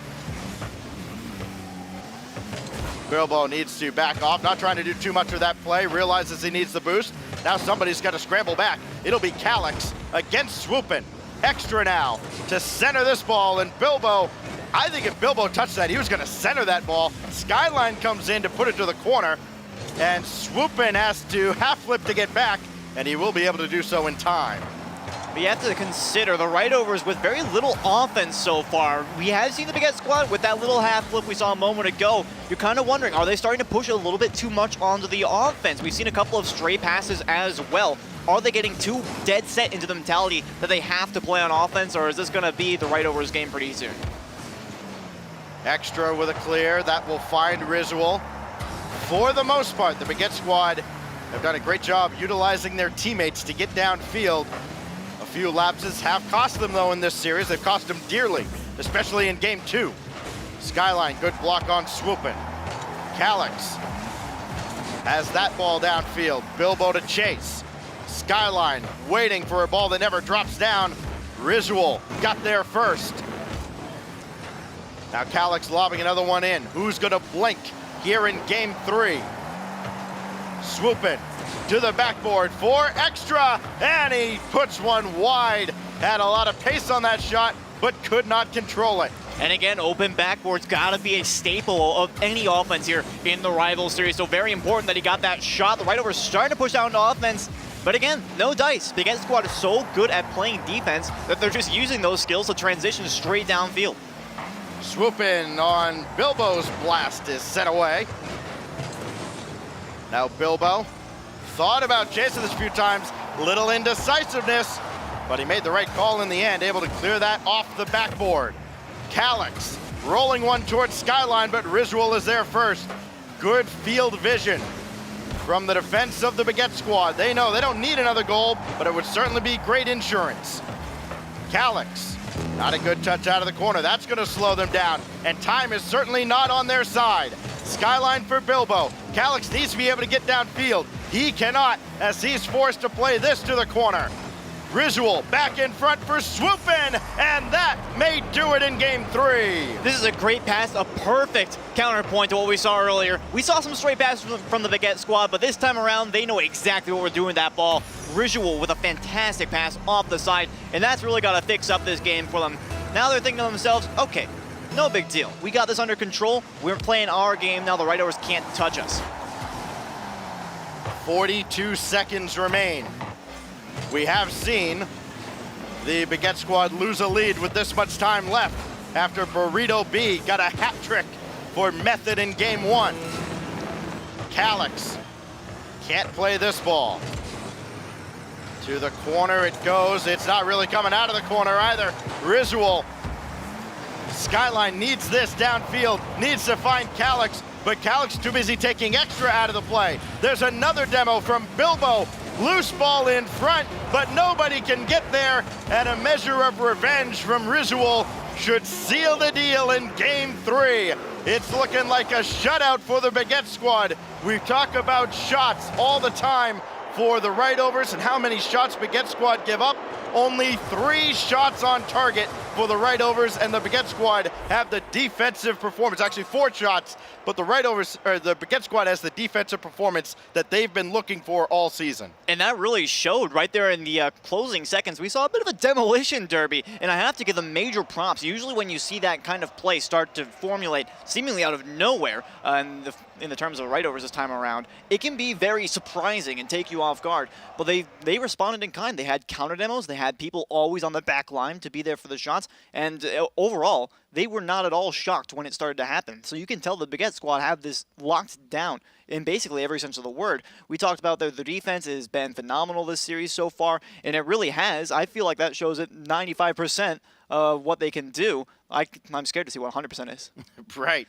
And what I'd be scared about if I'm the Baguette squad is, when are the right overs really going to challenge us with demos? Because we haven't really seen the right overs go for demos. We have seen the Baguette squad use demos to great effectiveness, especially in that last game.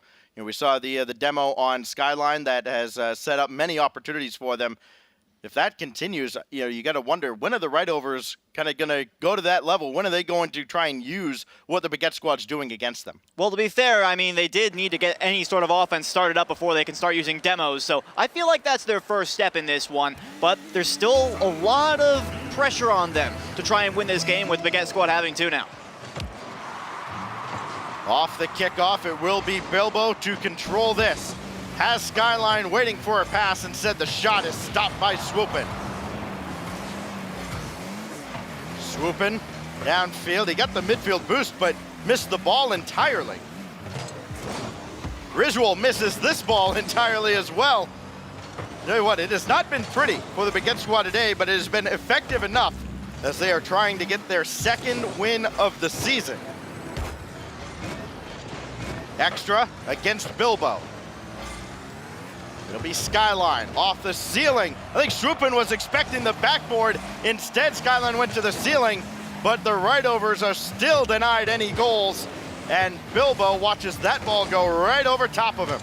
Yeah, when you have that open space on the backboard, and I guess in this case, the ceiling, you gotta put those shots on target. It was great placement from Calix, but that still has to sting just a little bit when you miss out on that opportunity.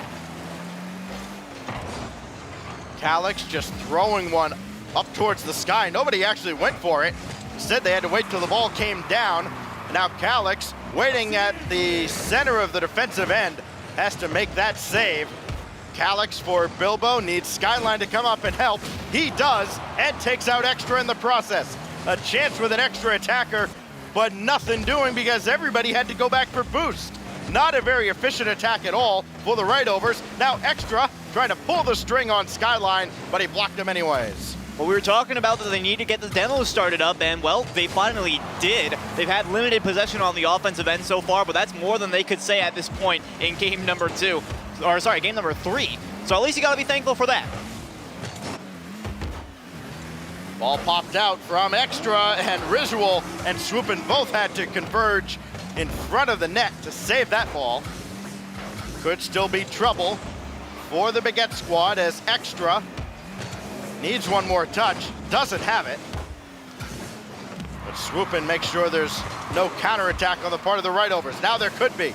Extra needs to get this to the corner, safely does. Calix's shot right at Risual. And you know, we talk about the shot opportunities for the Right-Overs.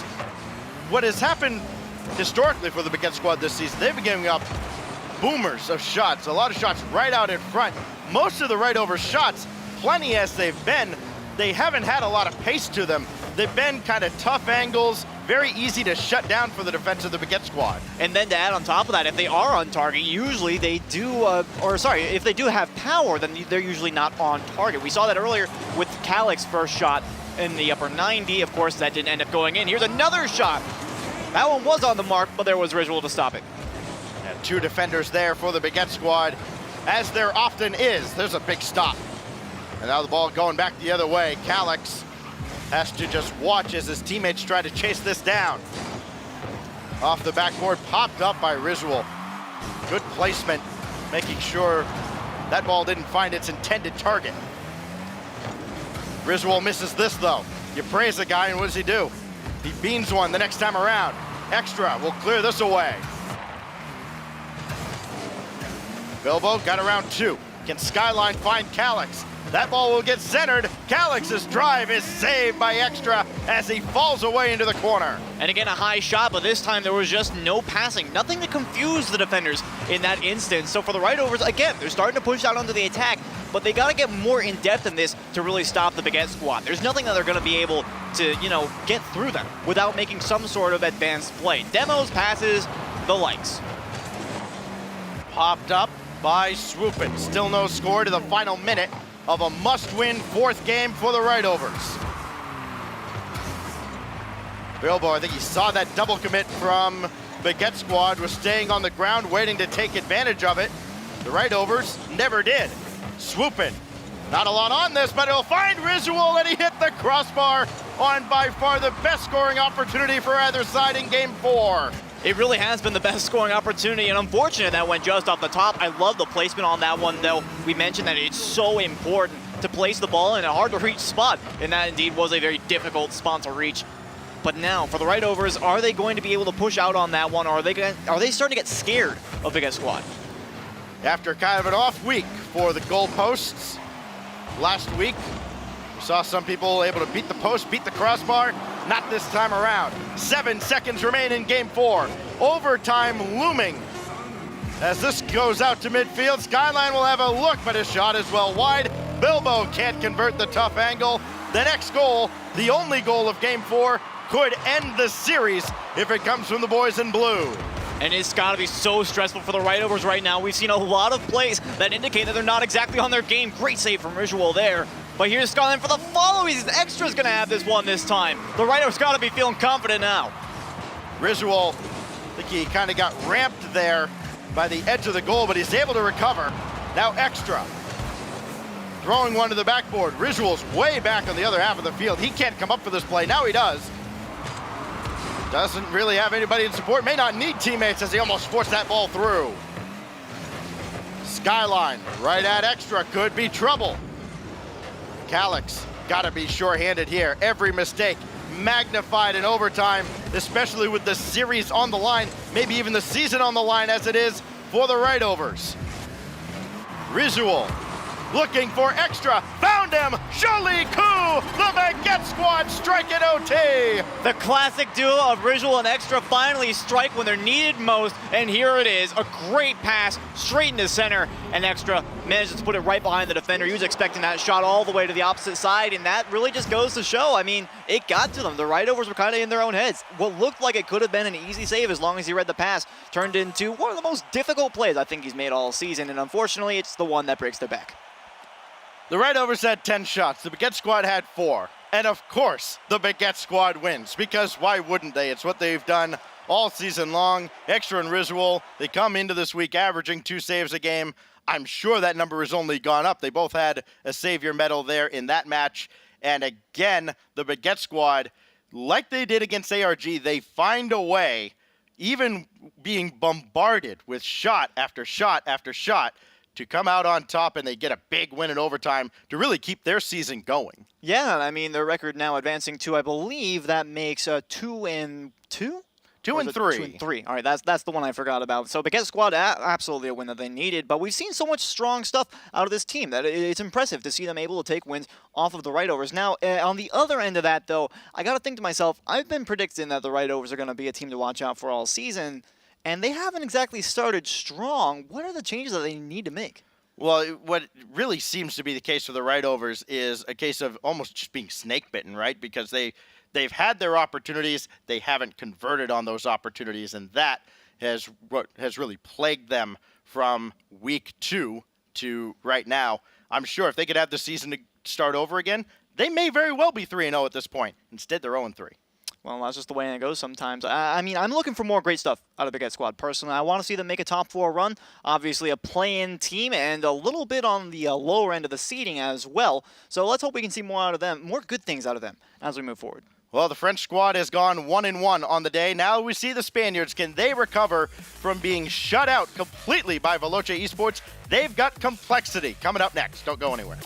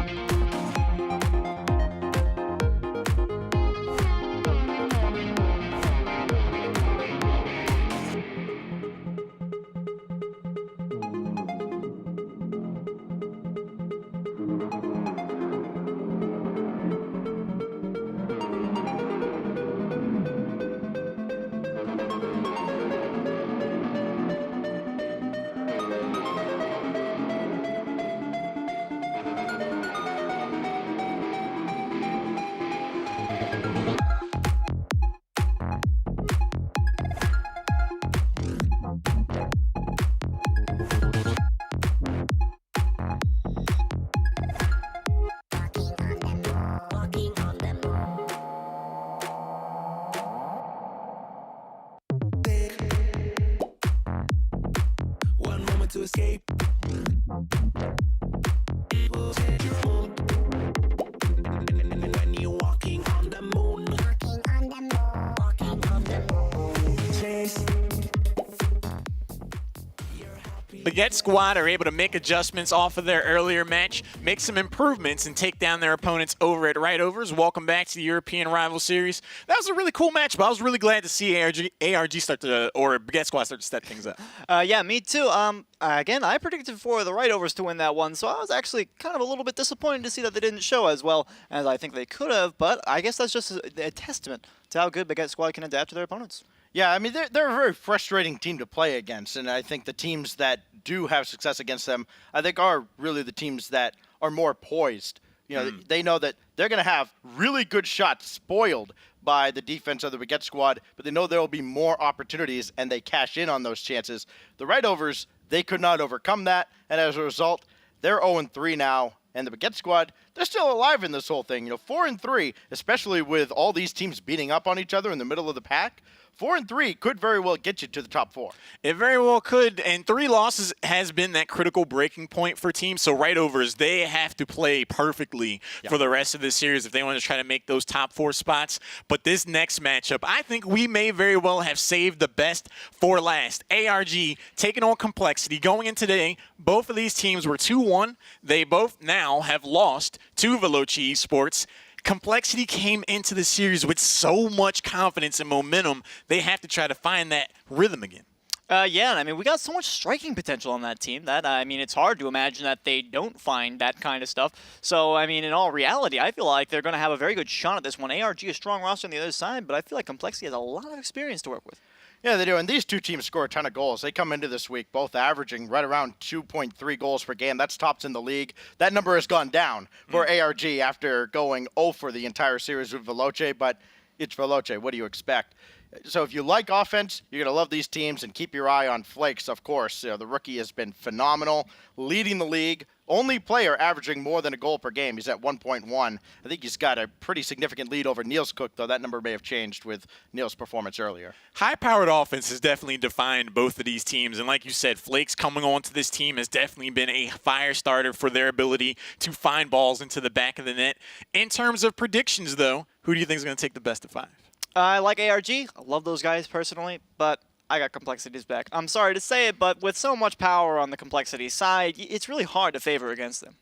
Yeah, coming into action today, I thought this would be a 5-gamer. I did think Complexity would win. I'm now more confident that Complexity will win. I think Complexity might even take it in 4 games. I think ARG will right the ship. I think they'll get a game, but I got Complexity here. There's too much firepower on the other side of the field. For me, this is a really hard one to call. I do think that Complexity at the end of the day will be able to take it. For me, it comes down for both teams. They just have to try to shake off the losses that they've had. Complexity Gaming have looked absolutely dominant outside of their loss to Veloce eSports, but even then they showed some real signs of being able to take down a team of that caliber. If they're able to shrug that off and just say, hey, let's play our game, I think Complexity will be able to take it, but ARG, they're strong too. There's only one way to find out. The last match of Europe, it's going to be a big one. ARG taking on Complexity. Let's find out who wants this more.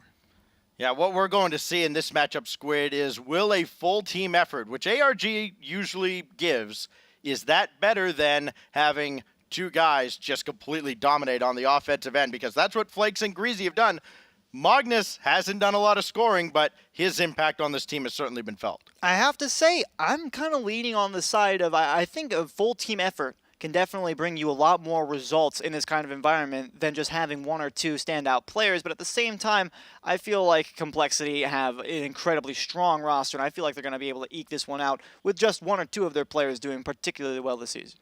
Yeah, what we've seen from ARG, of course, all 3 members of this team have contributed quite a bit on the offensive end outside of that first series. Again, nobody contributing on offense. They were shut out, which does not happen on the European side very often at all. I think it's the first time we've seen it in the European Rivals Series. We saw it last week in North America with RBG. No, not RBG. Somebody got shut out all 3 games last week.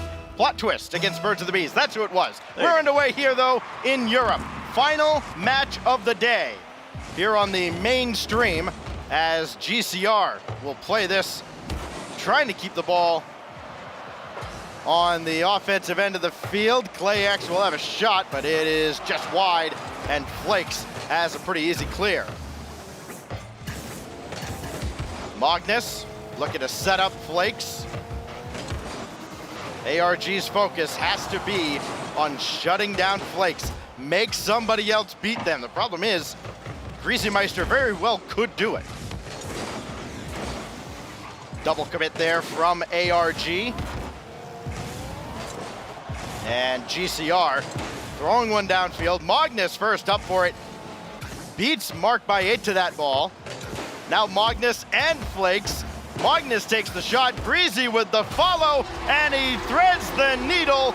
Complexity scores first. I'm going to talk like a broken record tonight, but I mean, you got to think about this. An undefended backboard is one of your worst enemies, and accidentally getting that touch onto your own wall means you're down a defender, and Greasy Meister is bearing down on you with all of that world champion class skill.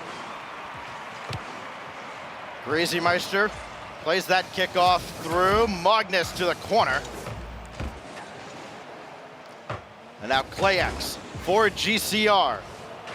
Already performing infinitely better than he did the first time around in the rival series, and he owes it a lot to Mark by 8, who forces this ball through. This was an excellent use of his flip. I have to give credit for ClayX for the pass, but look at how he used the side of his car to pop it just that little bit, and then got that extra touch with the front as well and nose it on through. Amazing play, I have to say.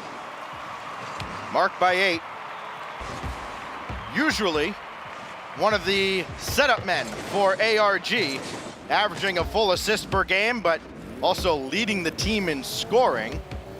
And it looks like we will have just a moment here to get everything set for the players, make sure that everybody's on the same page, everybody's on a level playing field. But so far, what we've seen is ARG, they're bringing the fight to Complexity here. They didn't back off, and they finally got on the scoreboard. Yeah, that's one of the things that we noted that we'd like to see is ARG playing that team play and making sure that they can bring the heat to Complexity, as you mentioned. But Complexity, they've done their job as well. They got that first goal to open it up, but since then, it has been a little bit of ARG's game. They've seen more of the offense, which is always lovely, making the passing plays. Of course, their one goal is assisted, and that was ClayX passing over to Mark by 8 with a phenomenal play by himself. So lots of good stuff coming out of them. Yeah, as we have a moment to get all the players back into the game. Looks like we had a player disconnect there. And as it looks like, as it stands right now, 1-1 in game number 1. Both teams have found plenty of chances. Both teams have scored on one of their opportunities. And now for ARG especially, getting that first one out of the way. Yes, it took 3 games and a minute and a half on top of that. But they have that out of the way. Now they can move on, try to take this series, try to upset Complexity as we are back underway at the 3:45 mark. Scoreline remains exactly as it was. No harm, no foul. And let's see what happens with the restart. Mark not able to find a teammate. Magnus just over ClayX, and he had Greasy Meister bearing down on him. Still able to clear this ball away. Complexity coming right off of that restart, getting early on the kickoff, want to get some offense started up, and I suppose they're trying to use that reset to their advantage. Greasy Meister, his shot trying to create a rebound opportunity. Instead, it's GCR with a big clear downfield. This will hit the backboard. Flakes comes up empty.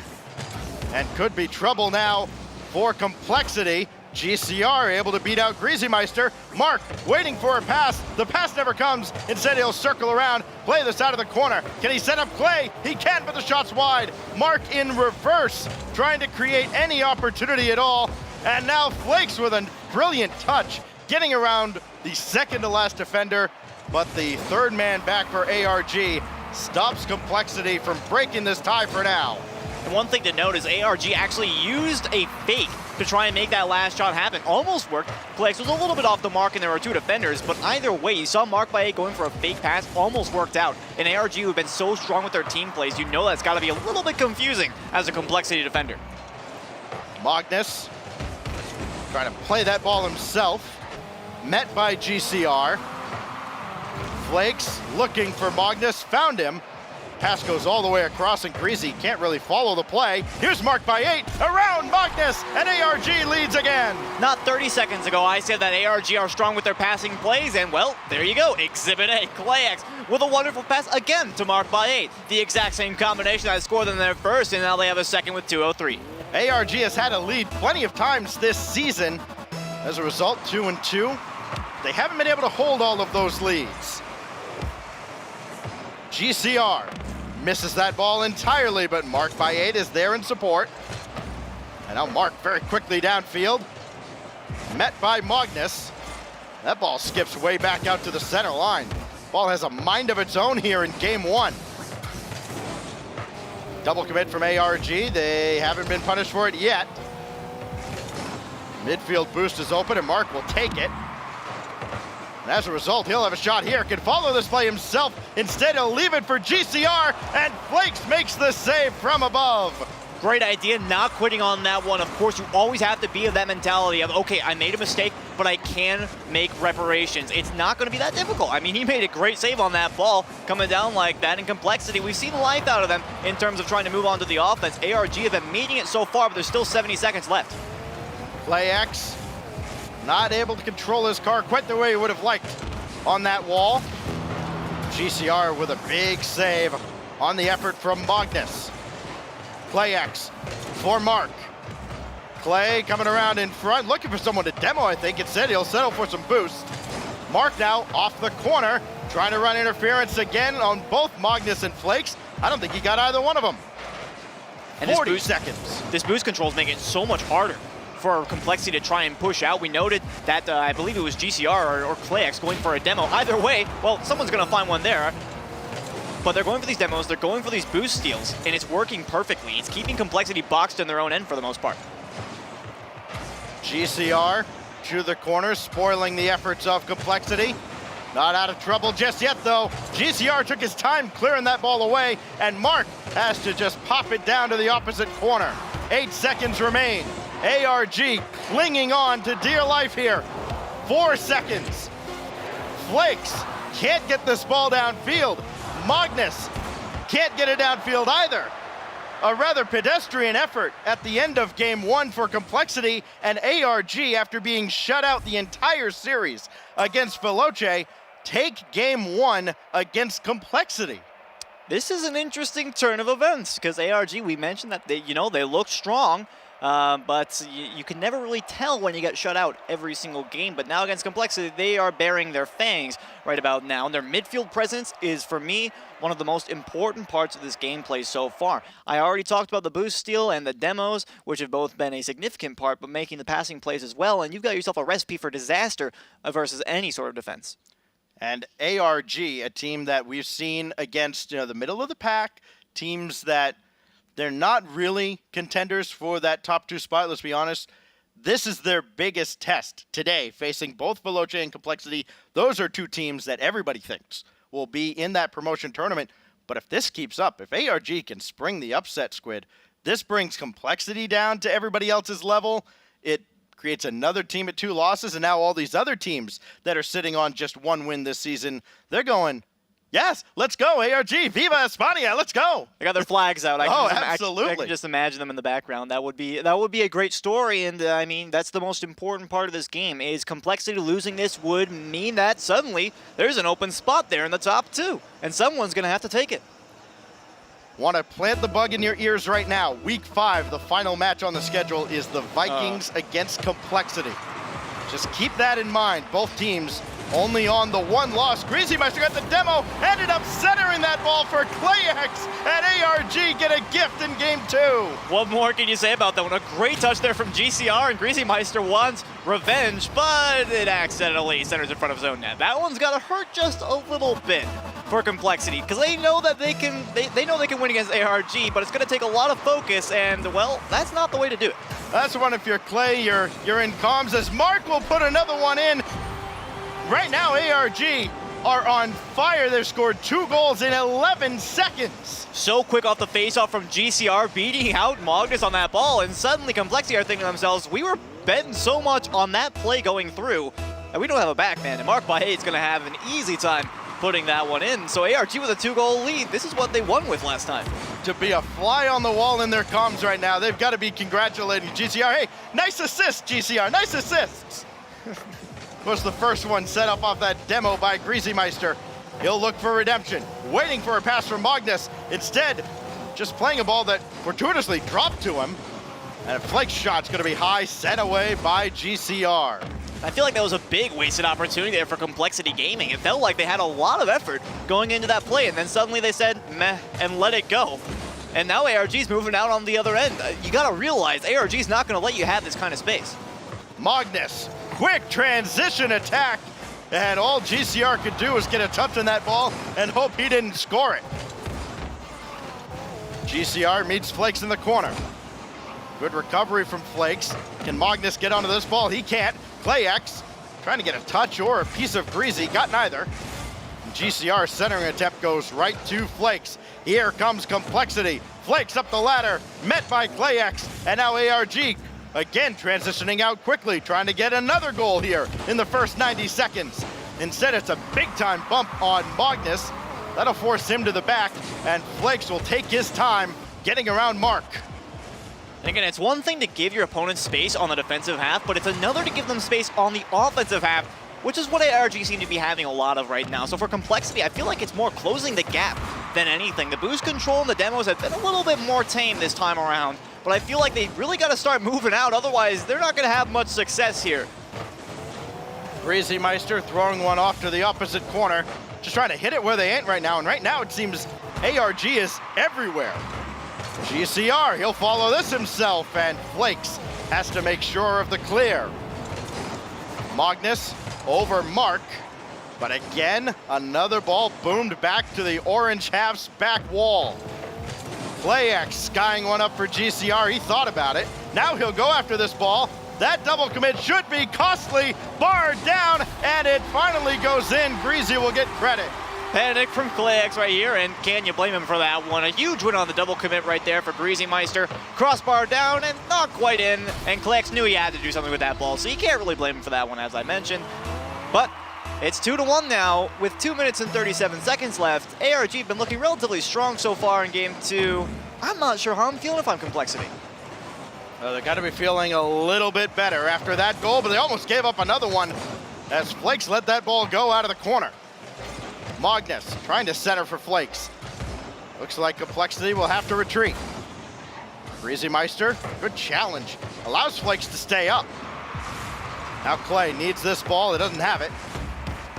Now he'll center over Magnus. Greasymeister at the back to send that ball out of harm's way, but only barely.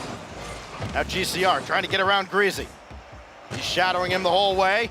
And finally, Greasy gets that ball right by him. Actually, really just got GCR to go around the ball. Masterfully done by the World Championship veteran. Mark will give way to Clay. Interference from GCR. Magnus still makes the save. But ARG, they have played a physical style. They are not letting Complexity feel comfortable at all on the defensive end, and it's showing. Another opportunity that's going to be sent away by Greasy. We've actually seen that tried twice now by Mark by 8. Going parallel to the goal line and trying to fool the defenders into not reading ClayX's shot. Didn't work so far, but it still gives them that opportunity on target. One thing you said while we were watching that series between ARG and Veloce is you were critical of ARG not going for as many demos as they could have. Greasy shot saved by Mark. It seems like more and more now, especially GCR, on his way back, he's looking for those demos as part of his rotation, and it's working out. There's Flakes getting one on GCR. A little bit of karma, and Mark is taken out of the play as well. Well, you were commenting on ARG starting with the demos, but I feel like the story's all about Complexity now. What with those couple in the offensive half, and they're starting it up right here. Lots of the control game for ARG has involved demolition plays and boost control, and they've been trying to ramp it up a little bit, but that's not their focus. They want to catch their opponents off guard whenever they're going for demolitions. They don't want them to expect it. 30 seconds remain as ARG clings to yet another 2-1 lead. GCR over Flakes and saved by Magnus right at the goal line. Mark will turn on this ball with only 10 seconds left. Clay meets Greasy Meister. GCR, uncontested shot. Flakes has to send this away. Magnus has to come up with a heroic assist. There's a great pass, and Clay has the clear. Greasy able to keep this ball alive and gets it downfield. Brilliantly done. Complexity are not out of it. Flakes, the rookie, denied by GCR again. Again, no time on the clock as Complexity needs to keep this ball in the air, and Mark will make sure they cannot. It's another 2-1 win for ARG. Much more spirited attack at the end for Complexity, but still not enough. Yeah, and it begs the question, Complexity, if you can attack so well, then why didn't you during the remainder of the game? At 0 seconds, we saw something like what felt like 3 different opportunities for them to score. But during the duration of the rest of the match, that was not even close to the case. So where was all of that before now? Was that just like was this ARG leaving a little bit of space for them and just, you know, pulling back? Or was that Complexity just pushing forward and starting to really attack? Well, what we did see was, again, a team go 11-3 in shots, but because the 3 wasn't the Baguette squad, they didn't win. And Complexity are left with only 3 shots. Yeah, for Complexity, it's amazing to think they only had 3 shots because it felt like they should have had a lot more. Felt like they had more scoring opportunities, especially in that final minute. But they've got to do that for the full 5 minutes. They can't take 3.5, 4 minutes to get the offense rolling. It needs to be a lot sooner, and they need to stop ARG in the early goings. Again, you take away the first 11 seconds, Complexity wins this game. Problem is, those 11 seconds count, Complexity loses. And the 0 second would count as well, but they weren't able to put one on the board there either. So I must commend ARG for keeping the control at those 0 seconds and making sure that didn't go through, and control for basically the entirety of the game. Their boost starving and their demolition plays came in where they were absolutely needed, and Complexity got locked on their own half for much of that match. Clay, big drive and another goal 5 seconds in. ARG could come up with a sweep of Complexity. Well, if the 11 seconds didn't count at the beginning, then Complexity would be more than happy to take that ruling, but, you know, they do, and now they're down. Complexity's, their morale has to be completely in the ground right now. I can't imagine how bad that must feel. You know, I had this paper in front of me, Squid, that has goals, and it's just, how many do you see there for Flakes? Well, I'm not the best at counting, but I think that's 0. Yeah, that has been the focus for ARG. Make somebody other than Flakes beat them. So far, nobody has. Greasy's got a pair of goals, both set up by Magnus, and that is it in the series for Complexity. Here is Flakes trying to set up Greasy Meister. His shot goes post and in. That's what Complexity needed. Well, Flakes might not have a goal, but he sure has an assist, and a great one it was. Basically parallel to the goal line, and Greasy Meister gonna place that one in one of 2 spots where the opponent couldn't get that one, and you never expect it to go behind you. 1-1. 31 seconds in. Again, that perfect placement from Greasy. That's the best shot they've had, I think, in this whole series. Probably. Magnus popping one towards the back line. And this will just get by Greasy Meister. Flakes playing one in. Mark, the only one back for ARG. Got a demo from GCR, and he almost got a piece of Greasy as well. Flakes meets Mark, but that ball bouncing towards the goal, and Magnus had to clear that. That might have been on target coming off the challenge. Tough stuff for Complexity right now in the defense. We saw that demo earlier, and the attempt on Greasy Meister as well in the same play. Didn't work out, and Complexity are holding on strong, but you know, you don't want to see RG get back into their rhythm if you're a Complexity fan, because that does not bode well for your team. Clay making sure to get that full tank of boost before trying to clear this ball away. That little hesitation may have cost them, but Complexity can't capitalize. Now Clay just has to stall for time. He's stuck in a difficult spot, but GCR will take this ball. Greasy Meister got stuck on the wall. Mark through the corner. Clay thought about charging in, takes his time, and as a result, he's able to force Flakes to go around him. 3 minutes remain in what is shockingly a must-win 3rd game for Complexity Gaming.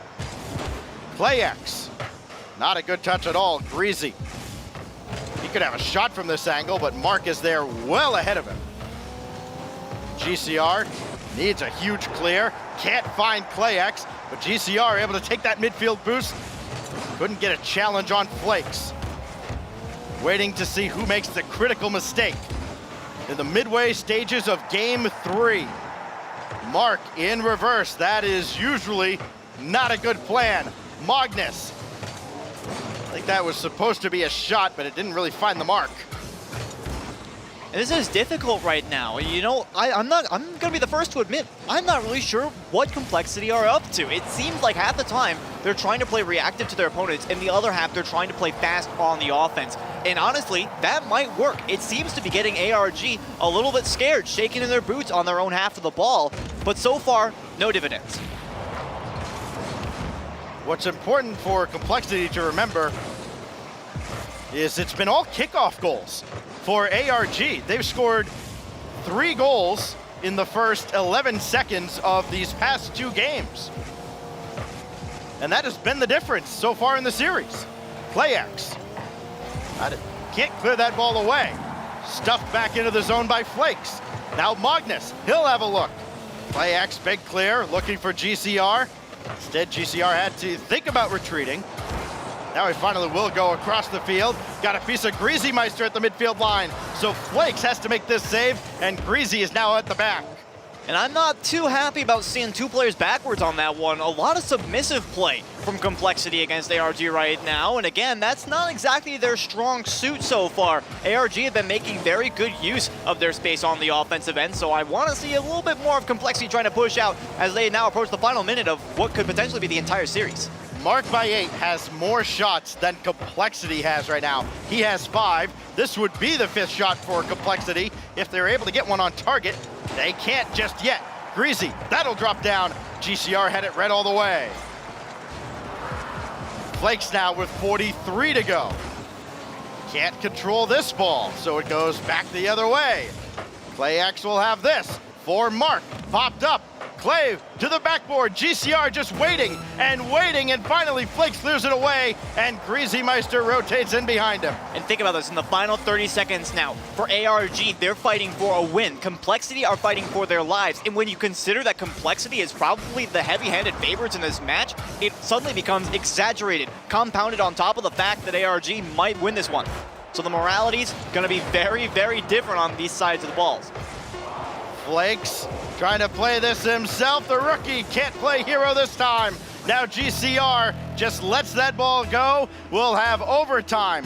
The next goal could be the last of the day here in Europe as ARG tries to secure a sweep, and a kickoff is the last thing that Complexity wanted to see. They almost got beat again. Well, think about it. Complexity managed to stave off the kickoff goal this time. Will they be able to take this game off of that, though? Well, yeah, they have to, right? I mean, it has to be. Yeah, we've gone past the 20-second mark, so ARG's offensive capability is basically reduced to nothing at this point. Right. There's a massive debuff there. That's off the crossbar and sent away. Flakes could not drop the shot down. Magnus now, his second touch, gets around GCR. But really all 3 members of ARG right there in the corner. That ball was never going to get by. Here's Flakes, though, and a little interference may have stuffed his shot. A slow ball by Magnus. Not necessarily a bad idea, but too little power on that one. And I mean, all joking aside, ARG are an incredible powerhouse on offense when they can start the passing plays. So Complexity keeping the ball on the blue side of the half really has been an incredible feat so far. GCR, big clear. That's exactly what ARG needed. They did not need that ball to find Magnus on the other side. Mark should have this, and he does. ARG, you got to feel like they really got away with one with a little bit of passive play in the defensive zone. Magnus has that shot go well wide. GCR, I think Flakes got a piece of him. So it'll be Mark who has to send this downfield, and he almost played that himself. Would have been an outstanding way to end the game, I must say. Right. ClayX against Greasy Meister. That challenge won by Greasy, as it has been most of the day. Magnus, that'll drop down, and he could not get the last touch. Flakes couldn't score on the rebound. Here's Mark, the last guy that Complexity wants to see with the ball, and now he's as far away from the ball as it gets. For Complexity right there, Magnus with a little bit of heartbreak not getting that double tap. Close calls on the goal line, though, for ARG. It seems that it gets closer and closer to inching across the goal line as time goes on. Flakes with a good ball if Magnus can get there. He does. Greasy waiting for that midfield boost. He's got it. And a chance to center for Flakes, who misses off the crossbar. Flakes again, his second opportunity. Sometimes you do get a do-over, and he converts. Yeah, I think that Flake's number one hope was that 50-50 went back to him, and he was so glad for that second chance because you already talked about it. Flakes, this is his first goal of the series, and he's been a pretty powerful offensive asset for Complexity. I talked about before the match started that if you had one player doing well on the Complexity side, they might be able to put up a fight, and that seemed to really be the case up until here where Flakes started showing up with his goals. Those 5 shots from Mark Baguette, it became 6 as we got into overtime, but it was just not enough. Plenty of scoring opportunities on both ends of the field, but Complexity were able to silence Mark for a change, and that's huge as they try to bring this back and look for the reverse sweep. Yeah, Klex and Mark were doing a number on the Complexity defense multiple times throughout this series so far, so seeing that get shut down is definitely a nicety for Complexity Gaming. They have that one win. Maybe they can take that and move it forward and try and take this series potentially. You know, I'm not calling reverse sweep. I'm not going to be the boy who cried reverse sweep, okay? Okay, But not yet. I'm just Not saying, yet. they got a chance now.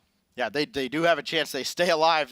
This is going to be scary for Complexity with all the expectations that are on their shoulders, knowing that they could drop down to 2 losses. And then when you get to the point where you have 2 losses, you don't really control your own fate as it pertains to top 2. It was a clean cut last season. All 4 teams between North America and Europe went 6-1. You still got another team that's on 1 loss in the Vikings. So for Complexity, this is as close to do or die as it gets. Oh boy. Well, when you phrase it like that, you know, things getting a lot more scary, and that has to really play into their mentality as well. How are Complexity Gaming feeling moving into this one? Of course, that overtime had to be stressful, but now the game's reset, everything's good. You got 5 fresh minutes on the clock, and it doesn't look like ARG are going to score right off the face-off. So that's always good. Finally, some kickoff defense on the part of Complexity. They get the ball going the right way for them. GCR trying to control this, trying to get through Flakes, and he does. Clay X gonna have that ball pop away from him. Mark looking for Magnus, looking for Flakes, getting neither. Can Clay find GCR? No, he finds Greasy Meister instead. Flakes taking his time. Mark not gonna give him any time, just barreling right into him. Now Magnus all the way downfield. That will buy his teammates time to get set up, but Complexity needs to get downfield. Start putting more pressure on ARG. Can't save it for the end. Coming up with late game heroics like they have so far in this series. And that really brings up the question, are they going to be able to effectively move downfield, or is this going to turn into an attacking game for ARG once again?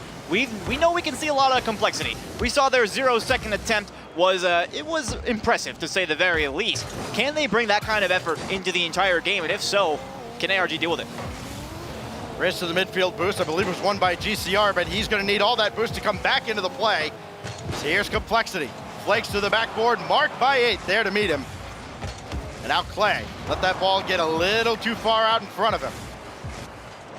And Mark taking that boost right out from underneath GCR, who was respawning off the demo. Now Greasy. Clay needs to clear this away. He does, but right at Flakes. Flakes with a really good read there. Magnus challenge, gonna be just over the bar and sent away by Mark. And slowly, Complexity keep moving onto the offensive end, inching towards the goal line. Here's Greasy Meister for the shot, but it's off the crossbar. Flakes will follow it up, but it's just that little bit too slow. Double commits coming out from ARG. This is worrying right now for the Spaniards. Really can't get out of each other's way on defense. Clay, that's gonna be right at Flakes. Who will go? It'll be Mark. GCR thought about it, but Mark called him off. And now GCR kind of stuck between midfield and defense. Doesn't know whether or not he can come up or if he should. Clay challenging that ball through Magnus. Loose ball in front off the challenge, and GCR keeps it out, at least for now. Mark needs a big clear. It's not great. It's at Greasy, and another drive saved by Clay. Well, ARG are certainly paying their dues in terms of the defense, but for Complexity Gaming, my question remains, are they going to be able to start it up as we saw at that 0-second mark? Or is it just going to be all ARG's game to play with? Flakes for the shot, redirects just wide. And unfortunately, they won't score there, but they are having so much more offense than we saw before. Yeah, the shots really piling up. 4-1 in favor of, make it 5-1 in favor of Complexity, and they are not getting cheated on any of these. These are blasts right at the net. Looked like they would go right through the back of the goal if any of them connected, but it's the defense of ARG just hanging by a thread right now to a scoreless tie with a minute and a half remaining. Clay's shot, bar down and away. It's happening on both sides. The woodwork so key in that play, saved them once, and actually the second time when it didn't hit the crossbar would have made it so much easier for the defender to make the play. Complexity gonna be thinking they're lucky stars for that one, and they might have a couple more up their sleeves the way this game is going, but ARG have been so solid on the defense too. This is really a toss-up of a game. Breezy Meister looking for an indirect pass to Flakes. Instead, it'll be Magnus to the backboard. Mark, oh, it looked like he'd missed it. Flakes trying to drop it down, did not get the second touch. And now here comes ARG. They have a chance to get numbers the other way. Instead, it's slowed down just enough. GCR to play hero with 49 seconds. What a beautiful shot and pass. Clayx going for the small infield play. Everyone on the Complexity side was expecting something out of that one, but not that. And GCR blasting it to the upper 90. I told you that this team is a powerhouse when they're making the passing plays, and that is Exhibit A. But now off the kickoff, will it go the other way? Flakes will have a look at this, and GCR's there to meet him. 40 seconds away from a huge upset here in week 3. Chance in front for Mark. Blocked by Magnus. Everybody else from ARG retreats. They'll need to. Crazy Meister denied by Clayx. K Salvar. Now GCR play another one for Clay. And Flakes just throwing this towards the middle of the field, hoping a teammate was there. Greasy was, but he's beaten out by ARG this time. Ball thrown back into the blue zone with 7 seconds left. Complexity will only have one chance, and it won't matter. Marked by 8, hits the post, and it goes in. ARG are gonna pull it off. Excellent stuff here from ARG all around. A great fake from GCR, making use of the panic that Complexity were feeling to get that one around Flakes, who was up in the air. He was trying to get that dunk at all costs without realizing that it wasn't gonna be a dunk play. GCR coming in clutch for his team with that assist to secure the win and the first goal to get the lead in the first place. Outstanding stuff from ARG. They played so well on offense, and they played so well on defense when they needed it. We saw a ton of diving saves this series. And in this match in particular, I have to commend them for that. They saved out the 0-second. They weren't letting that one happen. Tons of diving saves this game, and then ended up securing the win in the series. Oh boy, is there anything that they didn't do? Wow. Yep. That sets up the second half of the rival series for one heck of a finish. We've got half of the drama taken care of, where Veloce has secured a spot in the promotion tournament with a 6-0 record. We thought Complexity would take care of business here. They just end the day 3-1, actually 4-1, because they play another match coming right up here over on Rival Esports. But instead, they fall to 2-2. They fall down close to everybody else, and now it's ARG that everyone is chasing. Oh boy. So many words, so little time. But I think to encompass the entire feeling is yes. Oh, yeah. I mean, I predicted for Complexity, but seeing ARG win here is definitely like a little bit of a warm fuzzy on the inside. Yeah. Well, the three stooges on the desk were all completely wrong, and we welcome back the third of our gang here, Lauren. Welcome. Wow, what an upset.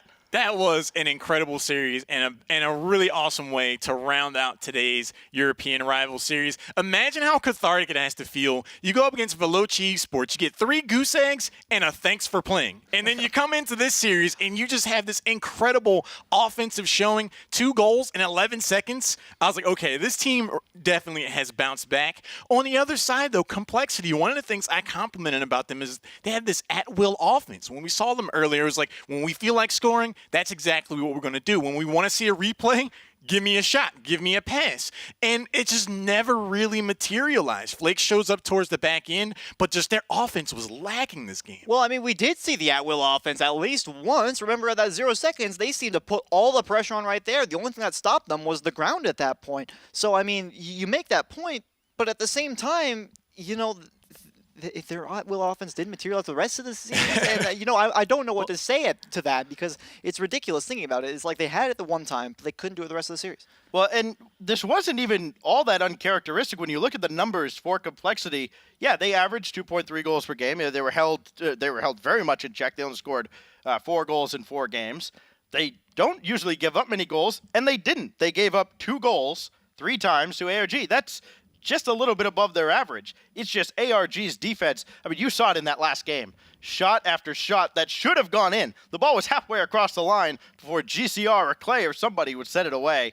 Just one of those days. It didn't go ARG's way in week 1 when they played the Baguette squad. It did go their way here tonight. ARG's defense, sensational, but the MVP is definitely the crossbar. Oh, definitely. That stopped enough goals. I was expecting to see what a save in the top left corner of the screen at one point. But an incredible way to round out Europe. Let's take a look at the standings because the last half of this season is going to be spicy, to say the very least. Veloce eSports punched their ticket into those promotion matches. ARG, Complexity, 2 Titans battling for the top 2 spot. Probably the most important match of the season we just saw in terms of these 2 teams. ARG comes out ahead, and it's still anyone's guess who's going to take these top 4 spots at the end of the day. And if you're these teams like a Method, like Baguette Squad, you look at all those other teams above you and go, well, they're on 2, we're on 3. 4 and 3 has never done it, but I wouldn't expect ARG, as good as they looked in that series, I wouldn't expect them to run the table. You would expect at least Complexity to really give the Vikings a run for their money when they meet in week 5. Mm-hmm. If any of them slip up elsewhere along the way, all of a sudden you could have this massive jam at 4 and 3, which, for numbers nerds like me, is just heaven. And let's think about this for a second. We got Xenomoon sitting down there at 0-2. Yeah, this is week 3. We usually have a pretty defined idea of where people are going to place, but Xenomoon could move realistically from 7th to 2nd if they win all their matches. And they've had the last 2 weeks off. They've watched all this chaos unfold and go, well, kind of glad that's cool. Kind of glad we're not a part of that whole. You guys just keep beating each other. That's fine. We'll come in weeks 4 and 5, and maybe they could steal a spot. It's a powder keg waiting to explode because the Vikings are there too with just 2 games, so they can definitely have a surge. Let's take a look at the North America standings, though. I call North America the Wild West, but after what we just saw in Europe, I think it's going to be anyone's game. The schedule, peeps, plot twist, that's going to be an incredible matchup. I'm personally looking forward to the last, the peeps, and the afterthought. Upper 90, I always love seeing that underdog team. I think they're going to have a good showing today. I mean, talking about all these games, they're all important. That's basically what I'm going to say. I could talk for days about the Peeps plot twist match. That's going to be very important. We'll touch on that at the beginning of the NA broadcast, though. Again, though, looking forward to the Peeps afterthought versus the Embers and Upper 90. I'm looking to see if those guys can upset RBG. They've got that 1 loss in RBG's side, but Upper 90, they've shown some significant strength versus top teams. Yeah, and we talk about the top teams, Birds and the Bees. They are idle this week. They sit at 4-0. They get to watch all these other teams, all the other peasants below them trying to claw their way up to even give them a challenge at the top of the league. But you know it's going to be a good day when you get to see the Peeps win 2 matches. Can't wait. Birds and the Bees are like, all right, now it's our turn to have some popcorn. Incredible way to round out Europe Rival Series for week number 3. You definitely want to tune in 3 p.m. Pacific. Action continues for North America, but for now, that's going to do it for us. We'll see you later.